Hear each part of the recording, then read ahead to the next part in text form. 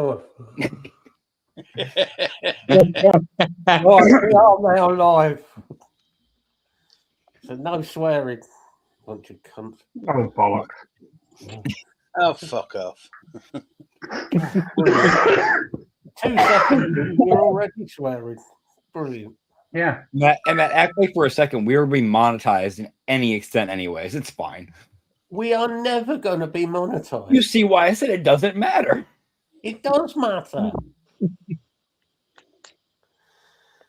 Does it? Hi, Anki.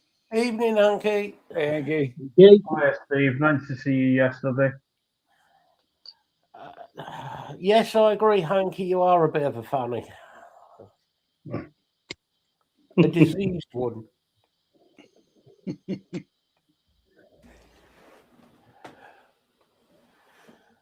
What's everybody been up to then? We know what Craig's been up to. Buying more shit. Yeah, that's Craig. We know what you've been up to, but we'll get to that in a bit. We ain't getting to nothing. Oh, we are. Oh, Oh, yes, we are. I knew better. I know. yourself in it. And Hanky, Hey. no, mate. I'm never gonna Everybody watching, this is what happens when you entrust personal information with your friends. Don't do it. I bought something. Yeah, gents, a quick look for you. Hey, He's asleep. Evening, Oh, he's Block. woken up. Hi, Block. Well, buddy. Yeah, I Hey, Block. bought some Otherwise, yesterday as well. There. What's it vape like then, Craig? It's nice as long as you build it properly. So how are Yeah, is it? I built it and forgot to put the airflow chamber out. You So I'm kid. coughing away thinking, this is very airy. Look down on the table.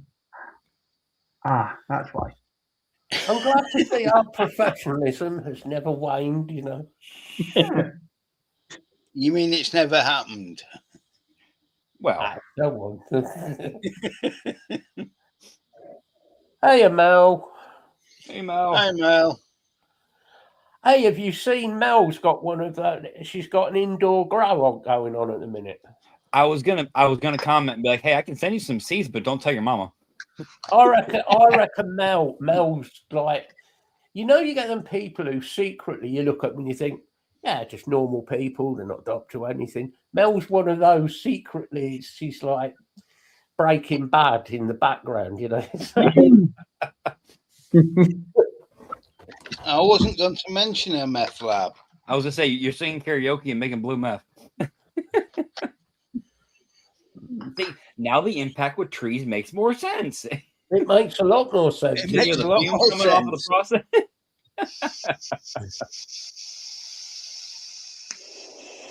No, you don't have to be selling dodgy drugs like Breaking Bad. That's how The Walking Dead happened, didn't it? I mean, you just look at the streets over here, the fentanyl bullshit. We have The Walking Dead, so. Oh, yeah, I've seen some of the videos of these people. Oh, blimey. Oh, dude, imagine seeing it in person. Like, there's one guy I see consistently coming home from work every day, and I have to make sure I watch for him because not only will he just run across the road whenever he feels like through traffic, but he won't just cross the road. He'll pick a random car that his head says is whatever, and they'll stop and turn to fucking the Karate Kid crane style, start kung fu at the car, kicking at you, and oh yeah. You see, that'd be a real problem if he did that with me, because he would get run over. He did to my car one fucking time, and I just thought to myself, like, I can have two options. I can hit the gas and just go past him real quick and just avoid it, or I have to go deal with the crackhead. So we're just gonna go past him today. It's been a long day already. Why is he trying to do Karate Kid on a car? He is of proper descent, if that helps. But he's still tweaked out beyond all belief. He's got to be so high. It's like, dude, you can see it. He like, ain't coming. We've all seen people that use, and you see that look in their eyes. Where you're like, oh, you're gone. Yeah. Yeah. He's always. I've never talked to him, obviously, but I've never seen him not have that look. Mind you, this is like 3, 4 in the afternoon. He's probably just got up. Probably still up. Probably. Oh, good, Mel. I'll say it's starting to warm up enough. You should be able to start walking most days here soon. The drive home was all right, Steve. Thank you. Well, so you might put Yeah, a it good wasn't too time. bad, To the be drive. fair. Great. Yeah, well, I left 5 o'clock and got home about 8:15. That's not bad. That's not bad going at all, mate. Really. Yeah, about 5:15. Do you know, the Yeah. only place I ever seem to hit any bad traffic driving on the mainland is round Birmingham. Now, I'm not apportioning blame to anybody from that area, Yeah. Steve. It's all your fault. I think it's possibly also because there's quite a lot of roadblocks around Birmingham. There always fucking is, mate. Yeah. Birmingham There is one stretch of road that is far, far, far worse than Birmingham. Does it have the numbers 2 and 6 in it? It does. Yep. And an M? Yeah. It does. Oh. And do you know the junction? It usually any trouble is on. Yeah, but a lot of people won't know where Dave the Salford Vapor lives. Obviously, quite a few of us do. The junction you come off to go down into Salford towards Dave is the junction where there's always fucking accidents. Yeah. I'm not That saying one, it's Let me guess, though. Is there usually an Audi involved? the Evening, Martin. The Bradford junction is normally pretty bad as well. Yeah. Hey, Martin. Yeah, we got one of them as well. Martin. It's, Junction 10 of the M6. Oh, fucking hell. With Birmingham, though, it's Birmingham, not like surrounding Birmingham so much. It's mainly coming off, going down like NEC and Birmingham into like You get onto the A38, Matt, which is by Spaghetti Junction, round that area. Yeah. And like I said, the only other gridlock bit you get always is Junction 10 of the M6, which is Warsaw. So Guaranteed there's accidents there every day. the other place I always found bad was round Redditch. Yeah, around that area, Oh, Redditch. it's fucking chaos. That used to have lots of roadworks. And the A38 particularly bad is when you got football on, either the Villa's playing or Birmingham City's playing, because you come off onto the A38 to get to the to Villa Park, or you carry on a bit further from the A38 to get up to the Blues ground. Fuck's sake, Hanky. Yeah, that M6 toll ain't fucking cheap, mate. Jesus. Is it at least a decent stretch you're paying for, or not really? Not 12 quid. Would that be the M6 toll when it first opened, lasted 4 weeks, and had to shut it down again to resurface it? Yeah, that'd be the one, yeah. Yeah. No, over here for construction has been just as bad. I mean, there's sections that have been shut down. Shoot, the one section over here by my house, they just reopened. Mind you, they're still, make sure you go slow because there's dips in the road and all that bullshit because they didn't fill it in properly. But that's been shut off with cones and everything for at least a year and a half. That's bad. Yeah, but the M6 toll, Manchester end, they're always working on it. There's definitely spots like that here. I think it's Block. I think it's the same everywhere, mate. Yeah. Oh, yeah. You need a toll payment from me, dear. That'd be about right, Hanky. Everybody else wants money, so you might as well start as well. Well, sorry, we were talking about, like long haul semi drivers before we jumped on. Funny enough, yesterday I see something saying, "Hey, avoid this area of town." I was right there anyway. Had to drive past it. All you see is, there had to be at least 24 cop cars, lights going everywhere, and you see a big rig stopped in the middle of it. Mind you, this is like 2 hours after the incident happened. I look up local, Facebook groups and shit to see what happened. apparently the driver decided that he was going to open fire on a lot of officers and everybody around. Like, I'd have to go back to like actual, like, updates and details and what actually, they found out, didn't find out type shit, because the speculation is always.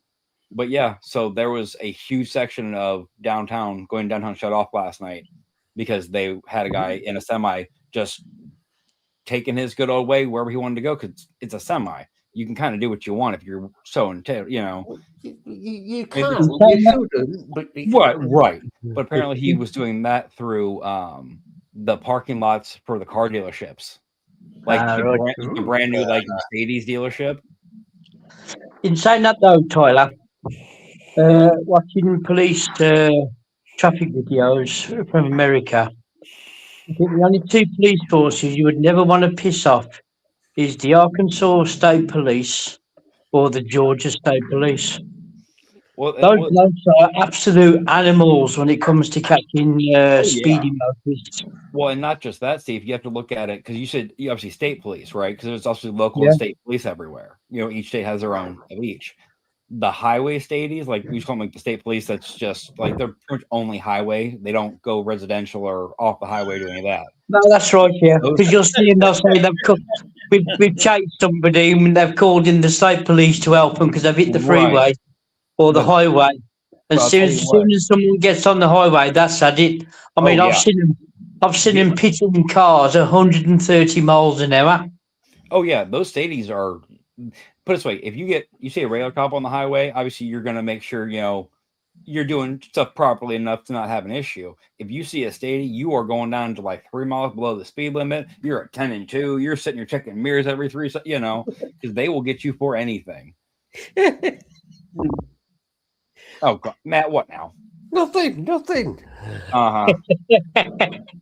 Oh, I've got a semi on, yeah. Martin's been busy again. Oh, fuck's sake.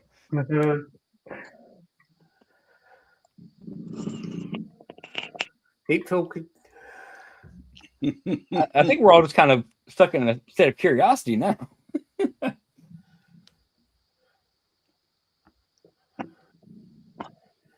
Are we ready for this? See, that's the thing, Block. Over here, the Autobahn is just, it's that stereotype of, drive whatever speed, blah, blah, blah, and that's all we know about it over here. I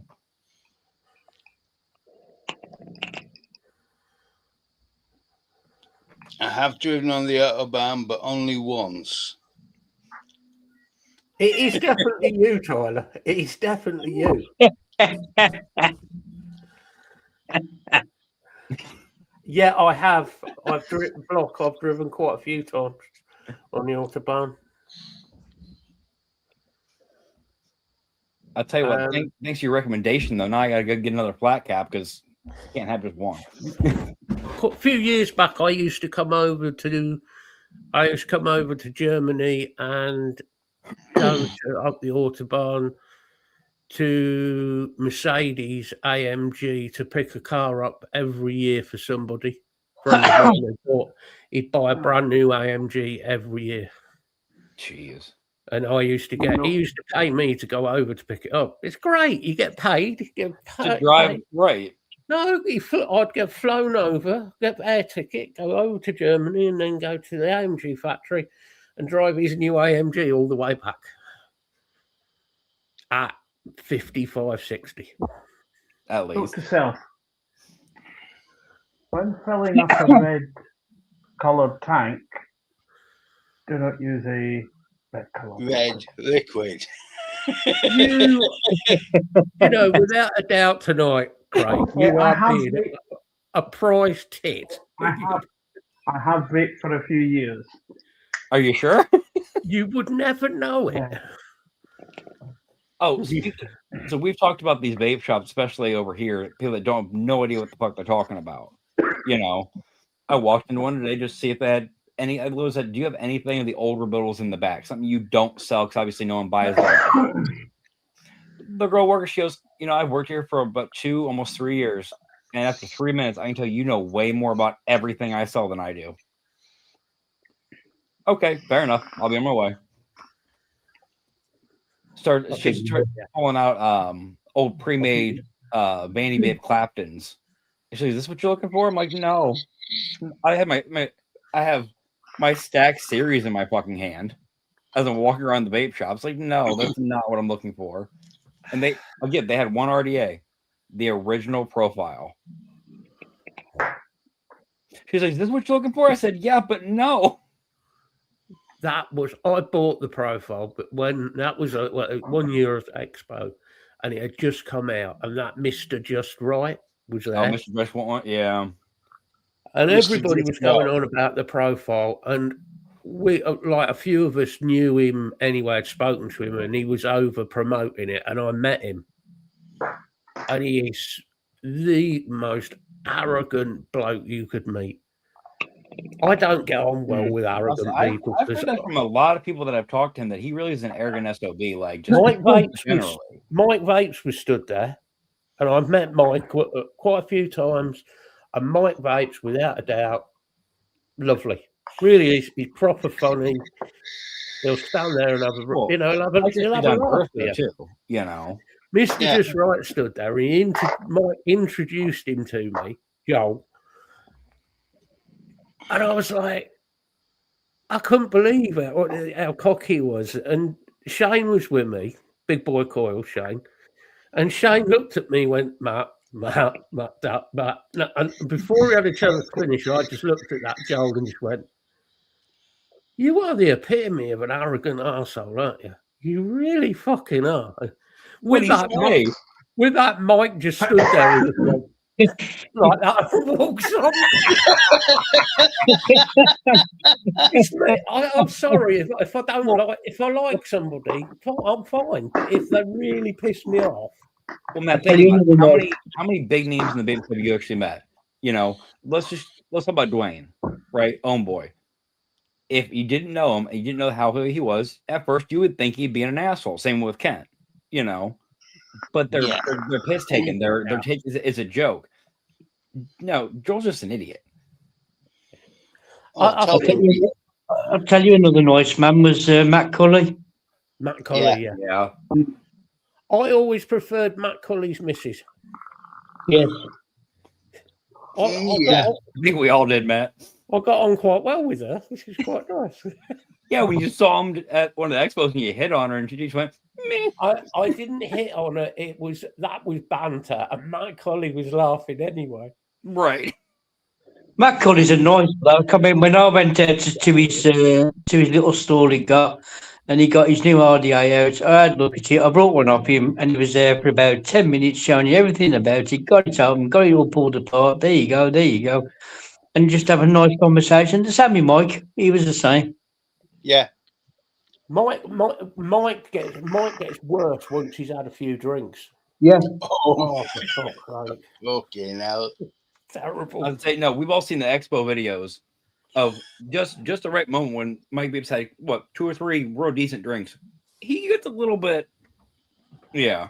2 or 3. That's breakfast. I'm guessing. I'm not at the expo, Bill. Given we don't even have expos anymore. No, 2 or 3 was breakfast.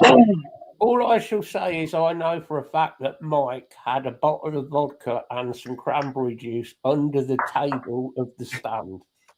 I know. And by halfway through the afternoon, he didn't have any vodka. He'd gone through it. Well, see, he still had half of it by noon, and then Vic walked in and he said, "Fuck this." Yeah, Vic walked in and he finished it. Yeah. Yeah, well, that was when I went to the first expo. So you met some of them, and they were nice people. Carol was with me, and the only bloke she didn't like there was Vic. Because I brought the profile, the recurve 2 off Mike, a blue one, and I was sat there and I was building it, and he come over, Vic did. Oh, you got yes, I got one, yes, and he was like, oh, I'm going to get one now. I think he's behind the counter for me, and I thought, any minute now, Carol's going to look at him and say, well, fuck up and get it then, and leave us alone.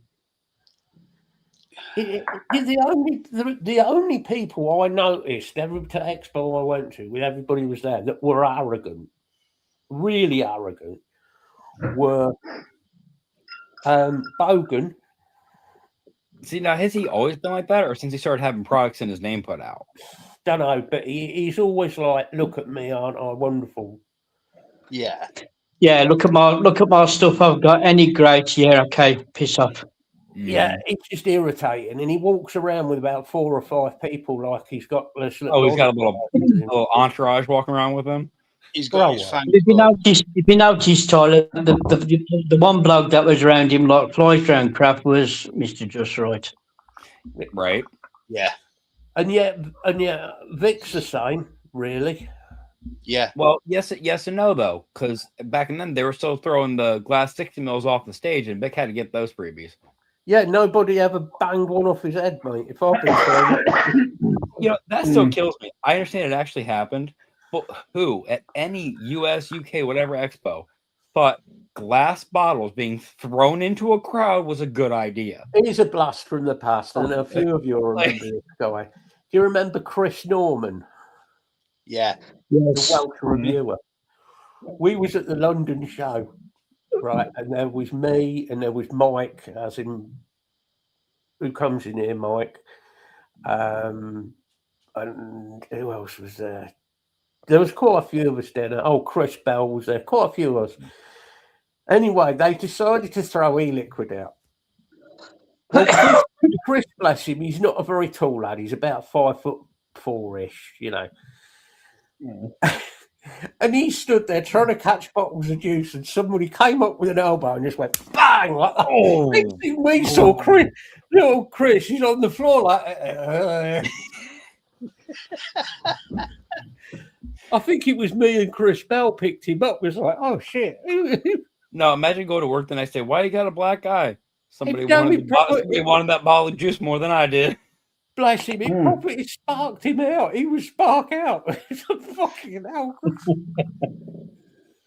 I'm trying to remember. I'm trying to remember. remember his handle. I don't know him by his actual name. If you have a handle, I might remember. But it's probably right before I started vaping, honestly. I think, what did I start in, like 2017, 2018? Hey, Block, anything under 5'5" or 5'6", to me is short. If you're under 5'5", that's to me, in my eyes, is short. 5'2", 5 foot. See, now I got to do it, Matt. So how tall were you at your tallest in your life? How tall are you now? At my tallest, in my teens, early 20s, I was 6'4". I'm now 5'11". Do you know, add the chair, and we're at 4'7". losing 5 inches is a lot, believe me. Hey, especially for a guy, you know. I mean, you lost 5 inches, man. I've given you the material. Away you go with the yoke. No, but like, just taking this, I didn't realize you were actually that tall. The thing is, 6'4" is pretty fucking decent. I mean, I've lost 3 inches. Over half of that's in my neck. Yeah.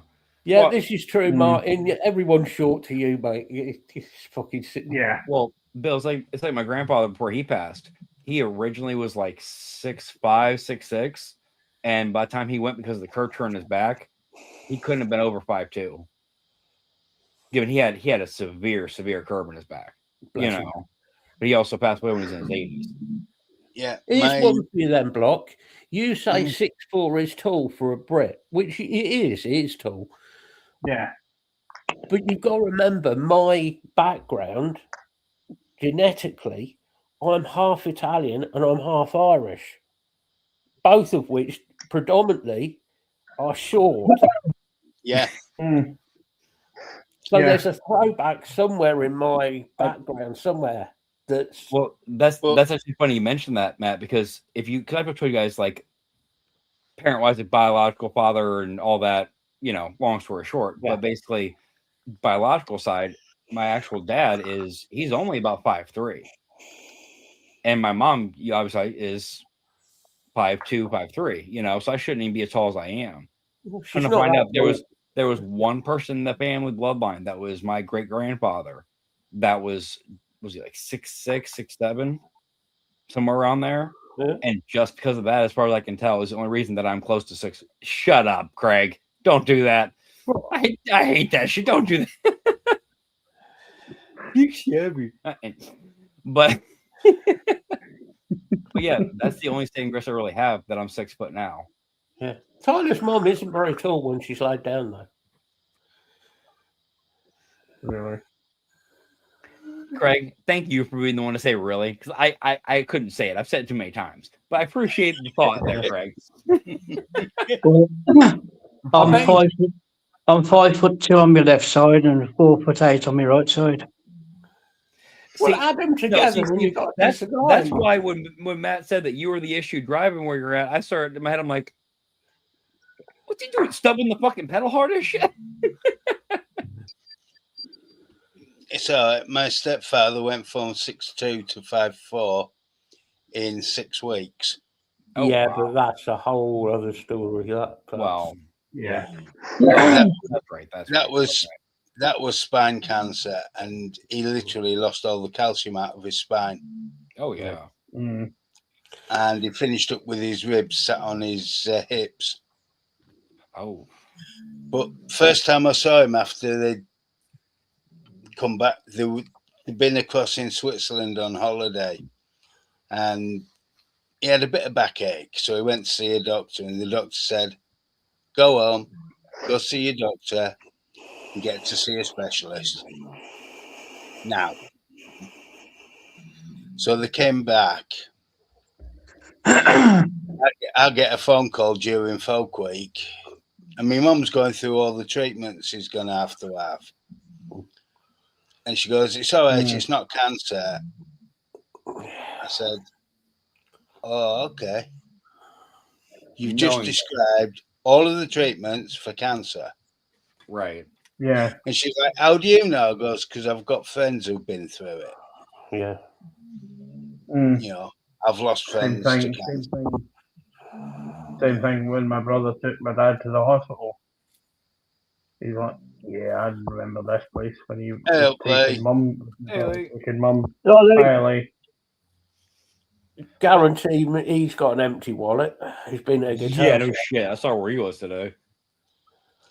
But I went through though a few days after Folk Week, and just to help him get sorted out, which I managed to do. I managed to kick all the right asses so that he got his blue badge in 4 days. And Bill, he you've got never been all one of to the be shy about getting people moving. all of the mobility stuff he needed. Hi, Lisa. All of the support stuff he needed, and a lot of adaptations to the house as well, so that they could stay there. Because we walked into social services, and I said, "I need to see a manager." "What for?" "That's between me and the manager." And the manager was an ex-biker. He was blind. He'd been blinded in a bike crash. So we got talking, and we got on like, well. But in the space of a 2-hour unplanned visit, everything was sorted out, and by the following Tuesday, everything was in place. That quick? Yeah.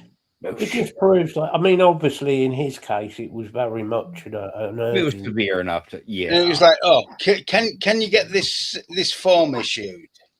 And, you know, it's the medical certificate to say with the cancer, there's a chance he might not live 6 years. I says, "I can get it. I don't want it really. I don't want that form issuing because it will affect his mental health." Yeah. And this manager, I can't remember his name, but because I said I can get it, but it will affect his mental health, so I don't want it released yet. And he goes, "Yeah, I understand that." and he got everything moving and in place. That meeting was on either Thursday or the Friday. By the following Tuesday, apart from modifications around the house, everything was done. He had the home visit. He got his blue badge there and then. Yeah, as he should. And I said, the thing is, my mum can't even go to the supermarket at the moment because she can't leave him. Well, yeah, I mean, there's too many variables at that point. Like anything can happen while she's gone. And back then, home delivery wasn't a normal thing. Well, yeah. Let's be honest though, if COVID never happened, we wouldn't have the delivery options and pickup options we have now. No. I'm got those in the UK already. To be fair, did you? There's still a click and collect system, yeah. Yeah, we always had those here. I think in America, I think it became. It wasn't a thing at all, really, up until COVID. Yeah, now everybody's gotten used to it, and we're how many years past COVID, and everyone's still. Are you reading, chap? Mel's talking to you, by the way. I was talking. I've got like I said, got everything sorted out. But end of the day, we sat down, and Gordon goes into the kitchen, gets himself a glass of lemonade. He only gets a little glass. I'm sorry, I know this story. So anyway, I walked through into the kitchen and got myself a glass of Coke. I come back with a pint glass. Now there's me, two of his daughters, my mum, my aunt, and Gordon. And Gordon goes, "Why have you got a big glass and I've only got a little glass?" I've just got, because I can still reach the top shelf. Absolute look of horror on his daughters' faces. He nearly pissed himself laughing. But he could never stand to be around his daughters for more than a couple of hours, yet he could spend a week with me. Because they used to fuss and be all pissy about everything. And he's like, I'm still the same person. Yeah. Yeah. Still got the same sense of humour. I've still tried to do the same things. Yeah. Mm-hmm. And they wouldn't let him just get on and do what he wanted. I think that's what pisses people off more when they're in that position. I really do. Oh, yes. Because you're mollycoddling around them and treating them like a baby when they're still the same fucking person. Like in Steve's case, and I'm kind of picking on Steve, but, with Steve being legless all the time. And I mean, I come out with jokes like that, and it ain't because it's like me taking the piss out of somebody who's gone through amputation, but like Steve knows me talking about stubbing the gas pedal was a fucking joke. If every time we talk to Steve, I come out and go, "Oh, poor Steve, I'm so sorry." All right, first couple of weeks, it's okay. After that, it's like, fuck's sake, give it a rest. It's like, That's right, yeah. Well, I mean, Steve, honestly, besides the obvious physical limitations that you have to deal with now, mentally, once you got past, obviously there's depression issues and everything. I mean, I'm guessing anyway, for all that going on. Now that you're somewhat back to your usual life, you mentally don't seem personality-wise any different, It didn't affect you being you. It just made things different how you get things done. So what the funny thing about it was, Tyler, is the fact is that the mental health part of it affected people more than it affected me. What you're saying, Tyler, is he's still a prick. You know what I mean? You're a gobshite, Matt, so you know when it works out. And I know it's different for people who go through these kind of things with any major illness, which, completely takes you off your feet. But at the end of the day, you've got to come to terms with it. If you can't come to terms with it, then nothing ever happens. Yeah. Steve, I love the fact you use that phrasing, by the way. I love the fact that you, of all people, use that phrase. Man, you can't keep on their feet, man. I mean, at the moment now, I'm sitting in my bungalow now. I'm on my own, just me and the dog.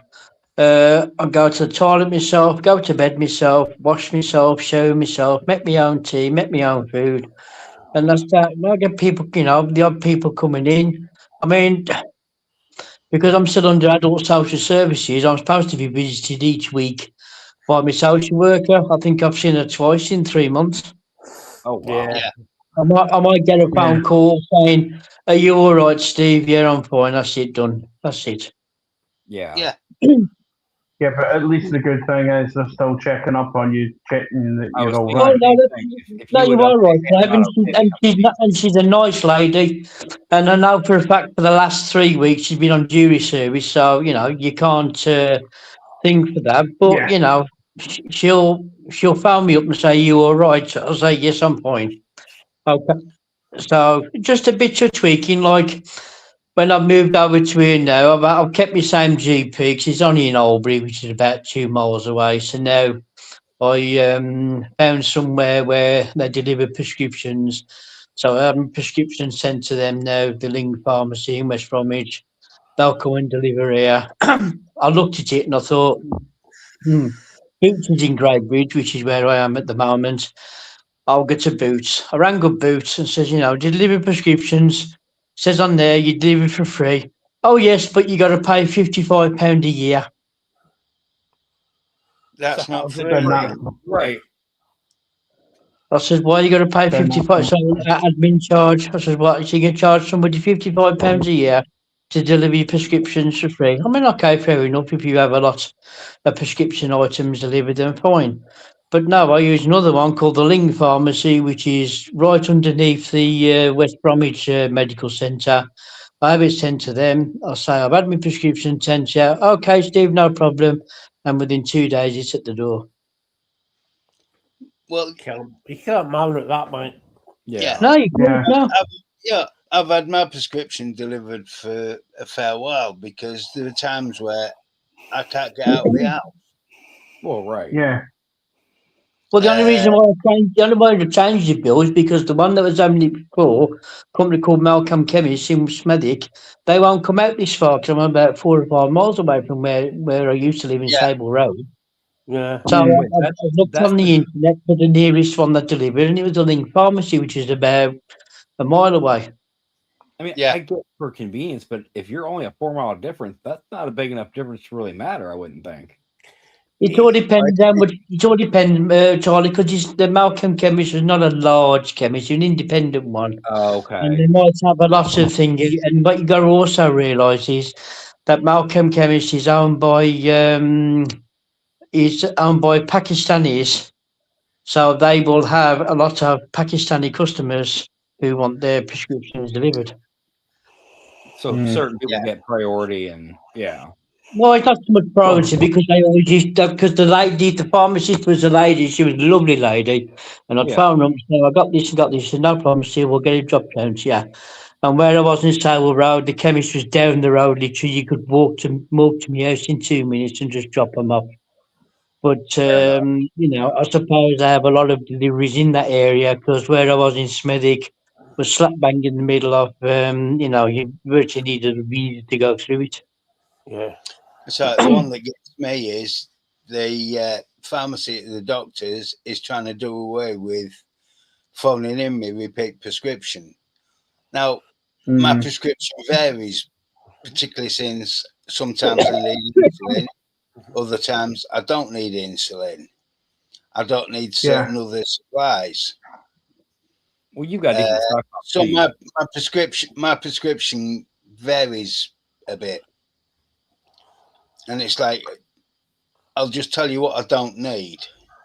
Right. They're trying to do away with phoning in for a prescription. They've already done that for GP, Bill. Yeah, Nan's had this problem. They won't accept hers over the phone. Now, what's the reason for it? Is it just what the actual prescription is? Is it just how they do things, or They're trying to say it's the because secretary they also being want everyone, not only that, they want everyone to use the NHS app that there is, so you can order your repeat prescriptions on there. Yeah. Well, we had the same problem over here. They're trying to do the app for everything now. Which is it's fine. I can't use the NHS app. But there are certain there are certain medications that are on your prescription, but you have to put in a separate prescription because they're controlled drugs. Yeah. I mean, carbamazepine's one of them. Yeah.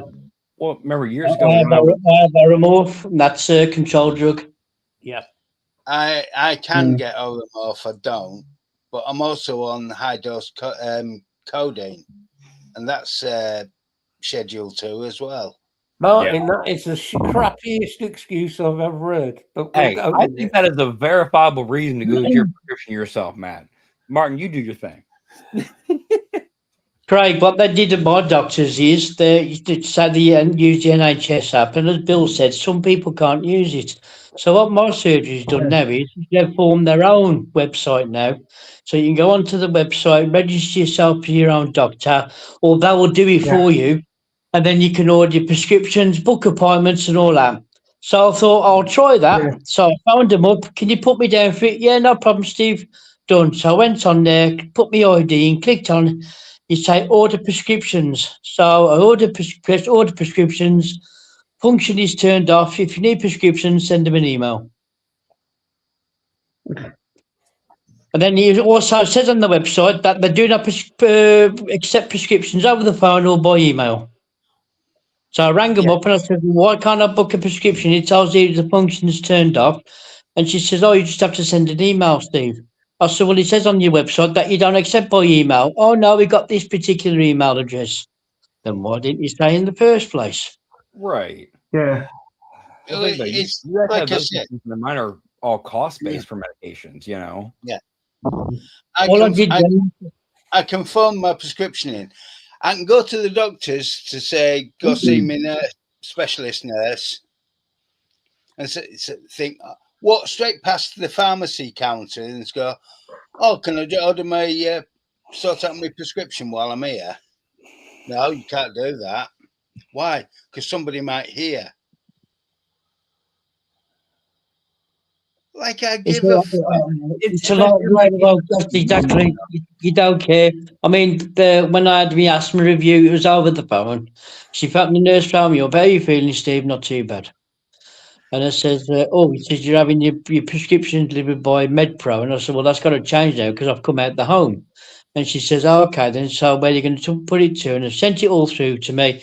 She did send it to the Asda in Greybridge, but Asda don't deliver. So Carol had to come over on the weekend, go to Asda, collect all the prescriptions. I thought, no, I ain't going to do that. I'm going to get it now delivered. So all I did was send them an email, requested what I needed, put my name, date of birth, my address, my NHS number, and then I says, can you have these please delivered to the Ling Pharmacy in West Bromwich? I found them. I was on the Friday. I found them up on the Monday. Here's my prescription. We've already sent it over to him, Steve. No problem. I found up the Ling Pharmacy, and the bloke says, 2 days. I goes, okay. In 2 days, knock on the door about 1 o'clock, and they delivered them. Yeah, I ordered my prescription on Tuesday. It was delivered on Friday. Yeah, I mean, why? I don't know why people have to complicate things. I said this to my social worker a few weeks ago. I said, why do you have to complicate everything? You cannot survive. Councils, government people cannot survive with no bureaucracy. They've got to have some bureaucracy in it to make them feel better. Yeah. If you did it simply, life would be simple. They can't. They've got to put some form of red tape or bureaucracy in it just to keep them happy in the office. Yeah, but like I say, what makes me laugh is I can't have access to the NHS app. Yeah, I can't either, Bill. Because I think it's the NHS. Well, I think it's the government, to be fair. They're trying to cut down expenses. Which is fair enough, Matt. I understand that, but make it simple. I mean, it's got about forms of ID and forms of photo ID. Now, I don't have a driving license anymore. I don't have a passport because I've never travelled outside. So Why do I need that for? If I, so you got to have a passport just to get photo ID. It's stupid. Mm-hmm. I mean, I've got my driving license. Rest of it, not bothered. Yeah. But the cost of somebody going through the app and sorting it out and making sure everything's correct, it probably costs them more than a receptionist taking a phone call. Yeah. Oh, I'm sure. Get rid of the receptionist. I hate the receptionist at my surgery. Oh, the receptionist for a doctor's appointment, there's a couple of them after 8. There's a couple of them are lovely. But the lass who works in the pharmacy, she's gone over, she's on the main reception now. So I'll always have a laugh with her. Mm. I always like it when you phone up and they go, well, why do you want an appointment? Yeah. Well, I don't It's not want your one. business. I want an appointment. Exactly. The GP, my GP in Albury, I've been there since I was just a fleeting glimmer in my old man's eyes because the doctor who used to run there, Dr. Harrison, is the one who brought me into the world. So I've been in there, 55 years. But the practice manager, a black woman named Lynn, she used to, one of my mum's old friends from school. So if I phoned her up for anything, she'd say, all right, Steve, I'll sort that out. And she was always sorted. As soon as she retired, that was it, done. Mm-hmm. Why I can't use the NHS app is because He's incompetent. Incompetent. Incompetent's different, man. Plus, though, it gives access to the rest of my medical records, and I am not allowed access. I got it accidentally through a government email one day. It's good, isn't it? The government giving you the stuff that you're not meant to have. Yeah, exactly. Mental health, Yeah, but it turns out the code to get in was a single use. You say that, I can't get in again. I had a bit of an issue with my new doctor at the surgery, and they hadn't sent all my records over. They'd sent some of them, but they hadn't sent like all the records. And then all my records turned up. And I went in to see him one day, and I refused to see this doctor. He's a prick, to be honest. He really is. Yeah. And I went in there one day, and he went, "Oh, could I have a word with you?" I went, "Yep." And he's got all my records or most of my medical records on his desk. And I'm reading them from like upside down, and I read them, and I was like, "Ah, you've got all my records now, have you?" He went, yeah. I went, "You've read all my records now, have you?" He went, "Yeah. I hope we're not going to have any incidents like this at this surgery." I went, "Depends what you're like." Because in one of my files, it says, must not be allowed to see Dr. Holmes, who was a doctor I used to see, owing to the fact Dr. Holmes really pissed me off one day, and Dr. Holmes got thrown through a window. Oh, shit. And this doctor shitted himself. And I said, "Look," I said, "the fact is," I said, "you think you know me without reading any of my records or asking any questions. You don't." Because he tried taking me off the carbamazepine. And I went, "Nah." Nah. No, go ahead. I will be in your office every day. He can't. He can't. A doctor can't do it. Well, so yours is set. Your bills are set in stone. They can't. It is actually illegal for a doctor to take me off them unless he has to go to my consultant psychiatrist and get permission from them. Yeah, that's how serious it is. Mine's the same. Well, we talked before. Either one of you guys misses a dose, let alone actually just taking off the medication for any amount of time. It's not going to go well for anybody. Martin, I'm not saying it's all doctors, right? I'm not saying it's all medical doctors. There's a lot of very, very good doctors. Yeah. What I'm saying is there are some doctors who seem to want to make up things as they go along. They don't want to know the facts. Well, And Matt, I hate to say, like I said to Dr. Herdman, who's my new doctor, I know more about schizophrenia and my mental health than you do. A lot more. That's right. Fact. So I've dealt with it for a long time. You read about it in books for years and years, but guess what? I've been living it for longer than you've been reading about it. So, yes, Lee. Facts. Oh, I've got a good fact for you, Lee. That Overkill album I was after, I found it. Well, I found it twice. I found it once on iSaw, and it was 93 quid. So I've not bought it from there. But I did a bit of eBay research, and I managed to find it on eBay. Very good condition from a vinyl shop, and I've managed to find it for 18 quid.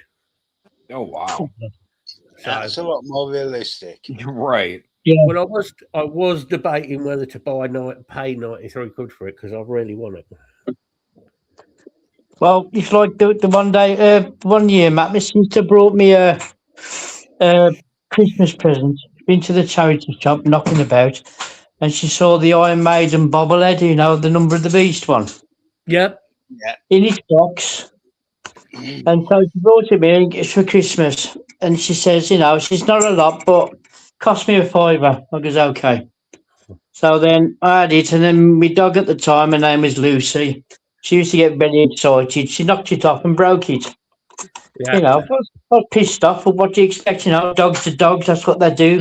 Well, yeah. So I tried to find one, and the only one I could ever find was on eBay, and somebody wanted 900 quid for it.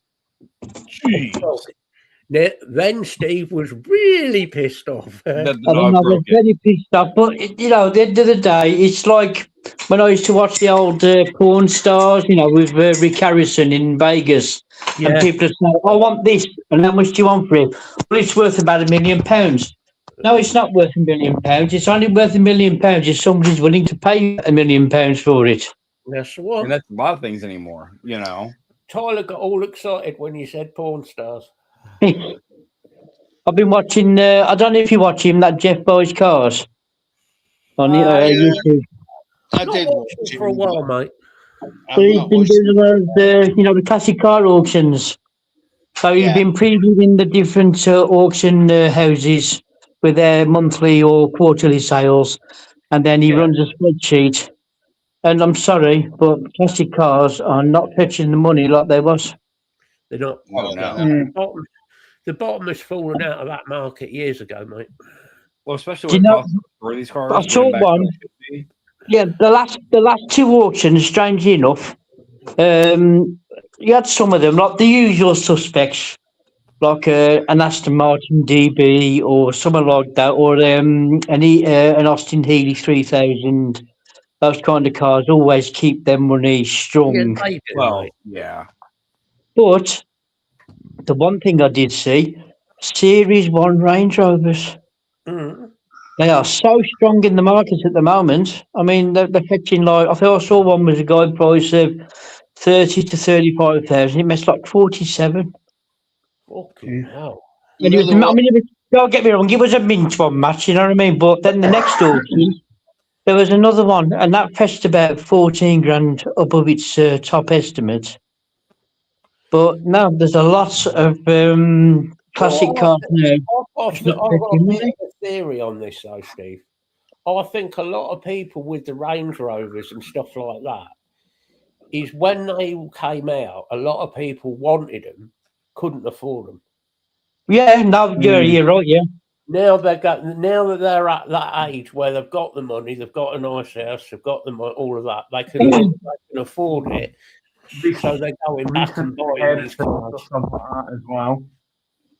Yeah, something I've noticed, the Mark II Escorts are fetching strong money at the moment because a lot of people are doing the rally conversions on them for classic rally. If you want rally conversions, you're in the wrong part of the. I know. Well, no, I'm not, because down at Malton come there's a here. really good. There is a shit up rally converter down at Malton.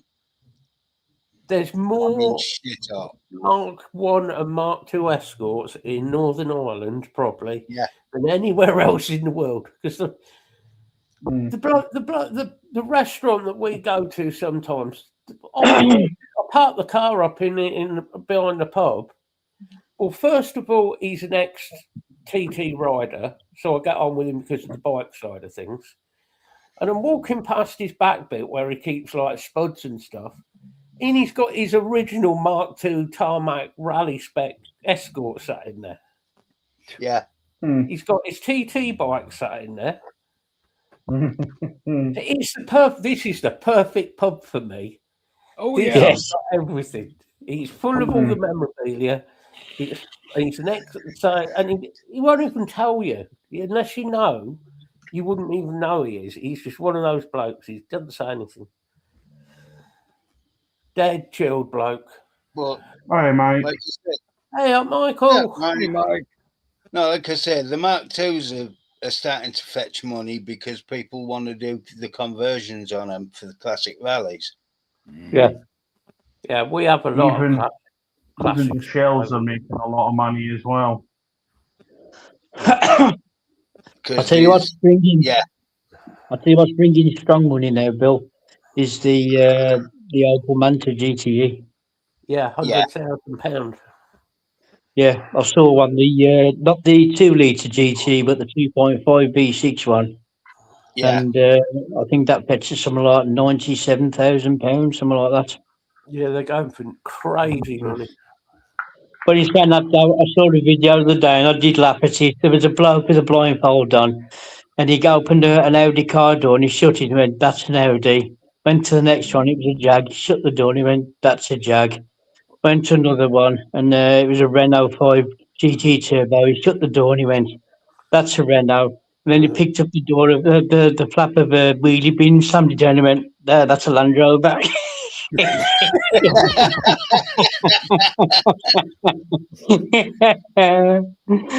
thought that was funny. It all depends, like classic car wise, like really what you're looking for as far as value. Because some it really does hold value, some doesn't. Like you guys know, I've been looking at like old like 60s, 70s VW buses and vans. You know, even those are still in proper condition, 60,000, 70,000. You know. Well, the trouble is though, at the moment, especially with the Mark 1 and Mark 2 Ford Escorts, if you're going to drop at least what for a mint one, you know, £70,000, £80,000. Oh, you know, yeah. you ain't going to drive it like that. You're going to drive it about, but you're going to keep it polished up on display in your private collection. Oh yeah. If that's the case, you might as well buy yourself an MST and have one of them built. There's a lad round here, right, that goes to the pub. He's got a Mark II Escort 1600 Sport that's got a 2-litre Z-Tech lump dropped in it. Oh yeah. Which he built this. He found it. It was his granddad's in the shed. Yeah. Okay. So it's a 4-door. So he just thought, fuck it. So he dropped a 2-litre Z-Tech lump in it with a 5-speed box in it, an Atlas rear axle on it, put rally spec suspension on it, and he's flying about everywhere in it with his son in the car, fucking sideways everywhere. He doesn't give a fuck. He's like, it's how it should be driven. Yeah. But then you can buy yourself an MST. I mean, I saw one the other day. Somebody they just built it for somebody, and he's got an ST Ford Focus ST engine in it. Yeah. Block, yeah, it probably would now. A set of Renault 4 from the 70s. Technically, yeah, it probably would. It is technically it's a classic, yeah. Yeah, I Well, mean, it's 1980 now. Anything after before 1980 now is classed as a classic car. See, Tyler's idea of the classic car is God knows what it'll be. Because they're trying to. There's a 1994 Chevy Cavalier. There's a reason you don't get it on the road anymore. I think there's a petition going through Parliament now to try and get the age of a classic car dropped down to 25 years, I think. Yeah. Because of the road tax. Well, the government want to bring in, they want to be able to tax an MOT and all that, don't they? Yeah. They're trying to take that off the people. Well, they want to take everything off us. Yeah. The obsession with Land Rovers, Martin, and I kind of understand it. Okay, having driven Land Rovers in the past, if you want a car that drives well, that you can go around corners fast in, don't buy a Land Rover. No, you can't. Driving a Land Rover is the only thing that you can sit in, turn the steering wheel, and nothing happens. Yeah. Honest to God, it's like driving a boat. Where are you going? I'm just driving down this road. Right, it must have some bends in it. No, I'm going straight. The reason Land Rovers, people love Land Rovers, is simple. Is because they're people who like to sit in a garage and work on them and get them fixed up to mint condition. Yeah. That's what it is. It's not because they're any good. There's certain cars I'd love because they're classic cars. Oh, no, the Land Rover is good for if you're in areas like here. If you want to go off road, Land Rover is unbeatable. I'd have a Land Rover over here. You know, nice. Matt, why don't you see a redneck Land Rover with big mudden tires on it? No, don't want no. Just a normal Land. Keep it standard. 16 rims, steel wheels because alloys just crack. Mm-hmm. Yeah, and if you dent one of the steel rims, you just get a lump hammer out and bang it back into shape. Yeah. Mm-hmm. No, if we were having classic cars, everybody knows what classic car it would be. For me, it'd be a Jensen Interceptor.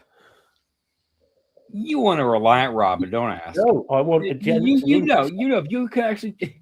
Matt wants a Jensen. I want an E-Type, although I'd settle for an early Mark II. Oh, that's all right then. Not going to cost quite as much.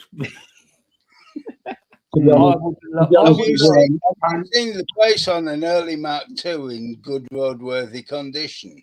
You see, I don't know whether I'd want a classic Interceptor or whether I'd want one of the remodeled ones, one that's been resto modded. I've also got a question for both you and Matt, Phil. How would your shoulders handle no power steering? The Jensen's got power steering. So is the Jag. And if I went for the resto modded one, comes with the auto box, so it's fine. There's room for Gwendolyn in the back. They had Matt, the boot is not considered room for Gwendolyn. They had power steering. The only thing that was a slight issue is it was a power box steering on the Mark II. But and as Matt said now, you can get them all. You can get them all modernised. Even E-Type Jacks, you can get them modernised now. Yeah. Mm-hmm. No, you can put a modern power rack on it. No bother.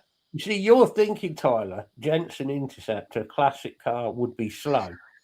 Honestly, a modern we've looked into them over previous conversations. You've got to remember, a modern Jensen Interceptor resto mod has got a supercharged Corvette engine in it. Oh, and yeah. It's faster than the Corvette. Well, yeah, you look at, weight and balance and everything else, yeah. It's also a lot better built than the Corvette. The Corvette's mostly plastic and band up on. Yeah, the Mark II Jag's a little bit slower. It's only 130 mile an hour. Oh. And if I get any issues with the Jensen Interceptor, I can ask Steve because he used to work for him. Yes, that's where I started. Used to build the bodies for the CV4 and the CV8.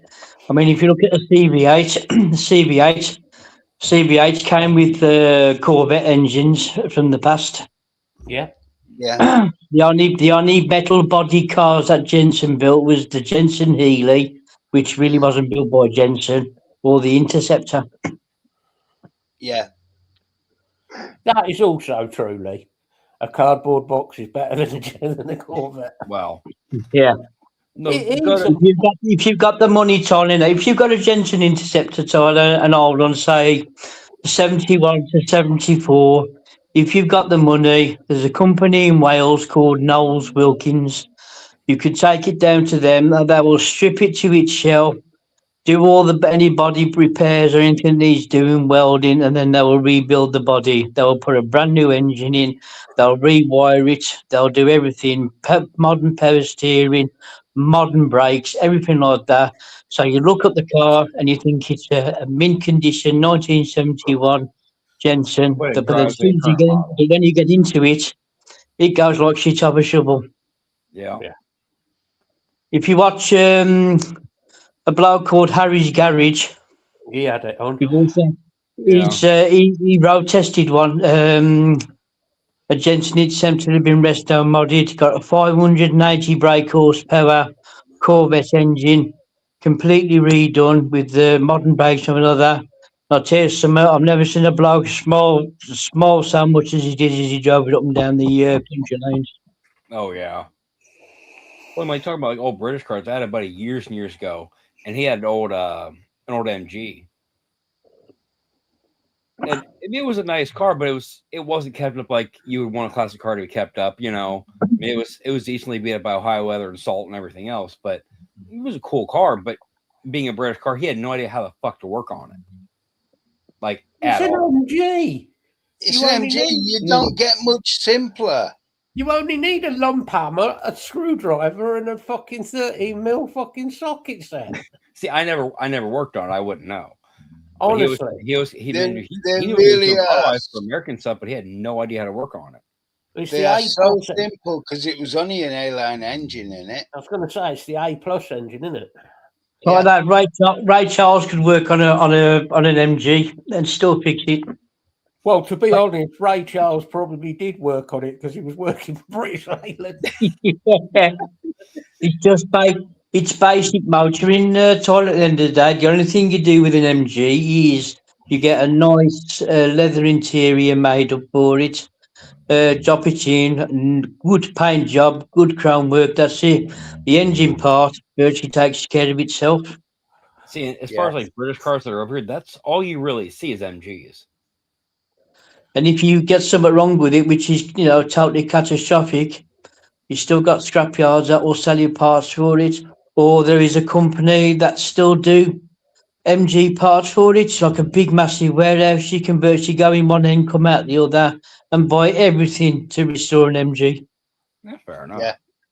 And I'm talking about original parts, not just stuff that's been made in the modern days, but you can still buy original headlights, original wheels, steering wheels, stuff like that kind of stuff. Right, like so stock.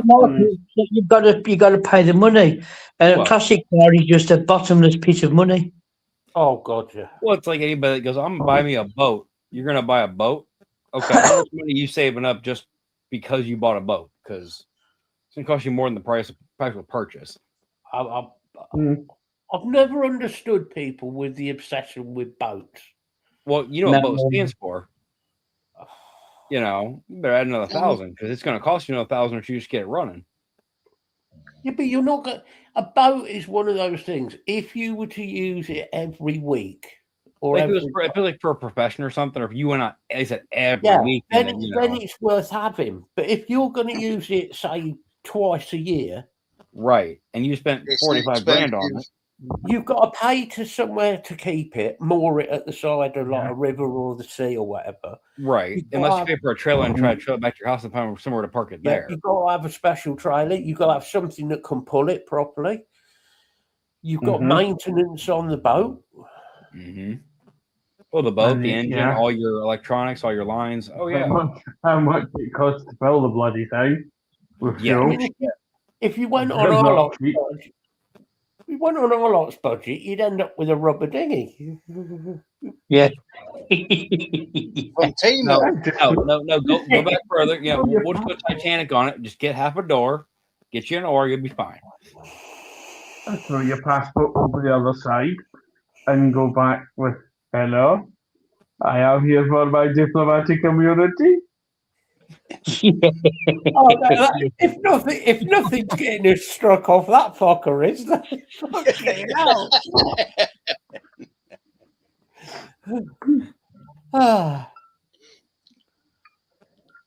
I mean, there was one file, an Aston Martin DB4 barn find, which they sold at Matthewson's. It was the burgundy one. It was absolute rusted out to nothing, and it still fetched £120,000. And they reckon the price to have it restored back to its proper glory, you're talking at least £370,000 on top of that. I was going to say £250,000 to £500,000. Yeah.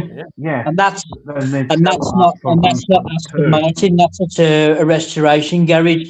If you went to Aston Martin, you're probably looking at an extra 170,000 on top of that. Oh, at least. Yeah. Oh, absolutely. Yeah, but someone would probably buy that for $1 million or 1, 2. Oh yeah. Someone would. Oh yeah, it all depends, Craig. I mean, the DB5, you can buy a DB5. I think it's I think it wasn't a coupe, but I think they only made about 5 of them of these DB5s. Those are at least £2 million if you can get one. That's if you can get one, because as soon as they get sold or somebody buys it, it disappears into somebody's vault and never to be seen again. Yeah, friend of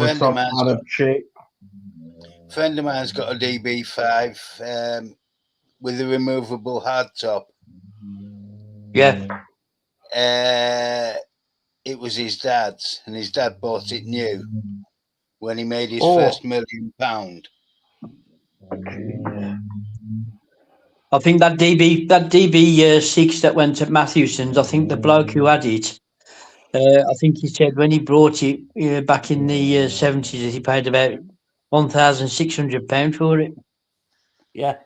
Which back then was a lot of money in the 70s. Well, you think the E-Type, when it came out, was only £600? Yeah.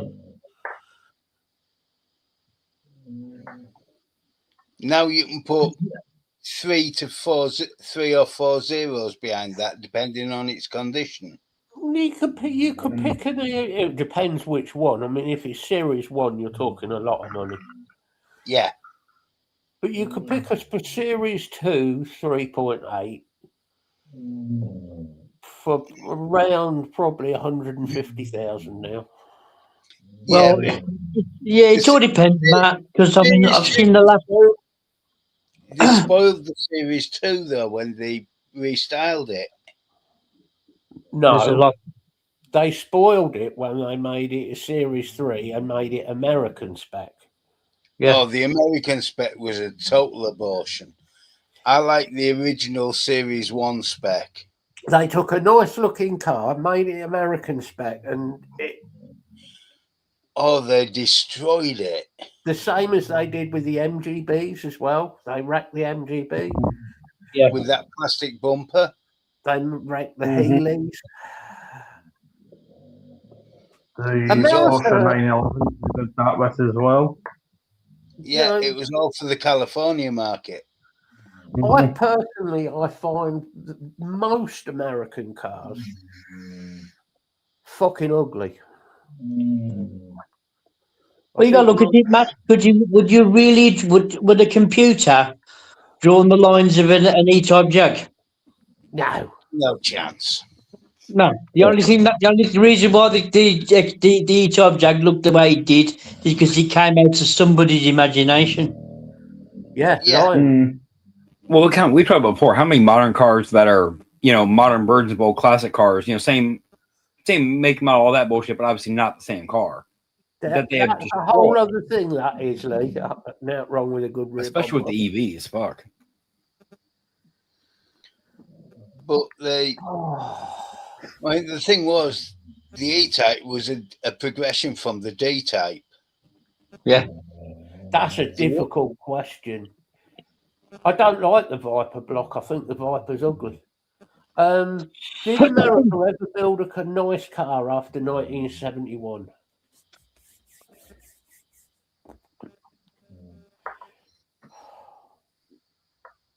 I'm going to say yes.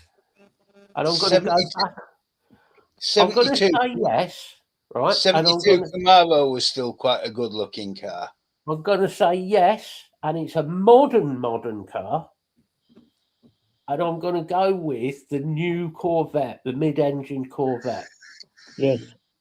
Because I think finally Corvette or Chevrolet are finally cottoned on that if we put the engine in the middle, it handles better. It's only taken them 50 years to Right. but it works. And the new Corvette, I will give Chevrolet engines. Yeah. How much of it they actually designed and was designed by Americans? Right. Tickford Capri versus E-Type Jag. So I'd still go for the original Jag. Yeah, I'm like, As far as like, I do like the way the old GTs looked. I did like the old Ford GTs. Yeah, but that's before 71, you tit. No, even after that, they weren't bad. They were a little more squared off, but even like the Camaro, what was it, the GT40? the Camaro got squared. Yeah, Camaro got squared off in 73. Yeah. Another American car that I like. Oh, that's hard. I've got to be honest, there's not many American cars that I actually like. I just find America, apart from the obvious AC Cobra, but the Cobra wasn't an American design. No. It was an AC Ace, which is a British design. I did like the Firebirds. The Firebirds were, I mean, given it was the whole, let's throw a big bird on it and make an American muscle type bullshit, but I did like the body style. Oh, the Flying Chicken. Right. You can't say the Ford GT because the Ford GT was not American. It was British. I think it was either British or Italian, the way it was designed. Yeah. It was designed and built in the UK to try and take on Ferrari. All right. Mike, I am detecting you are turning into like a phantom American here.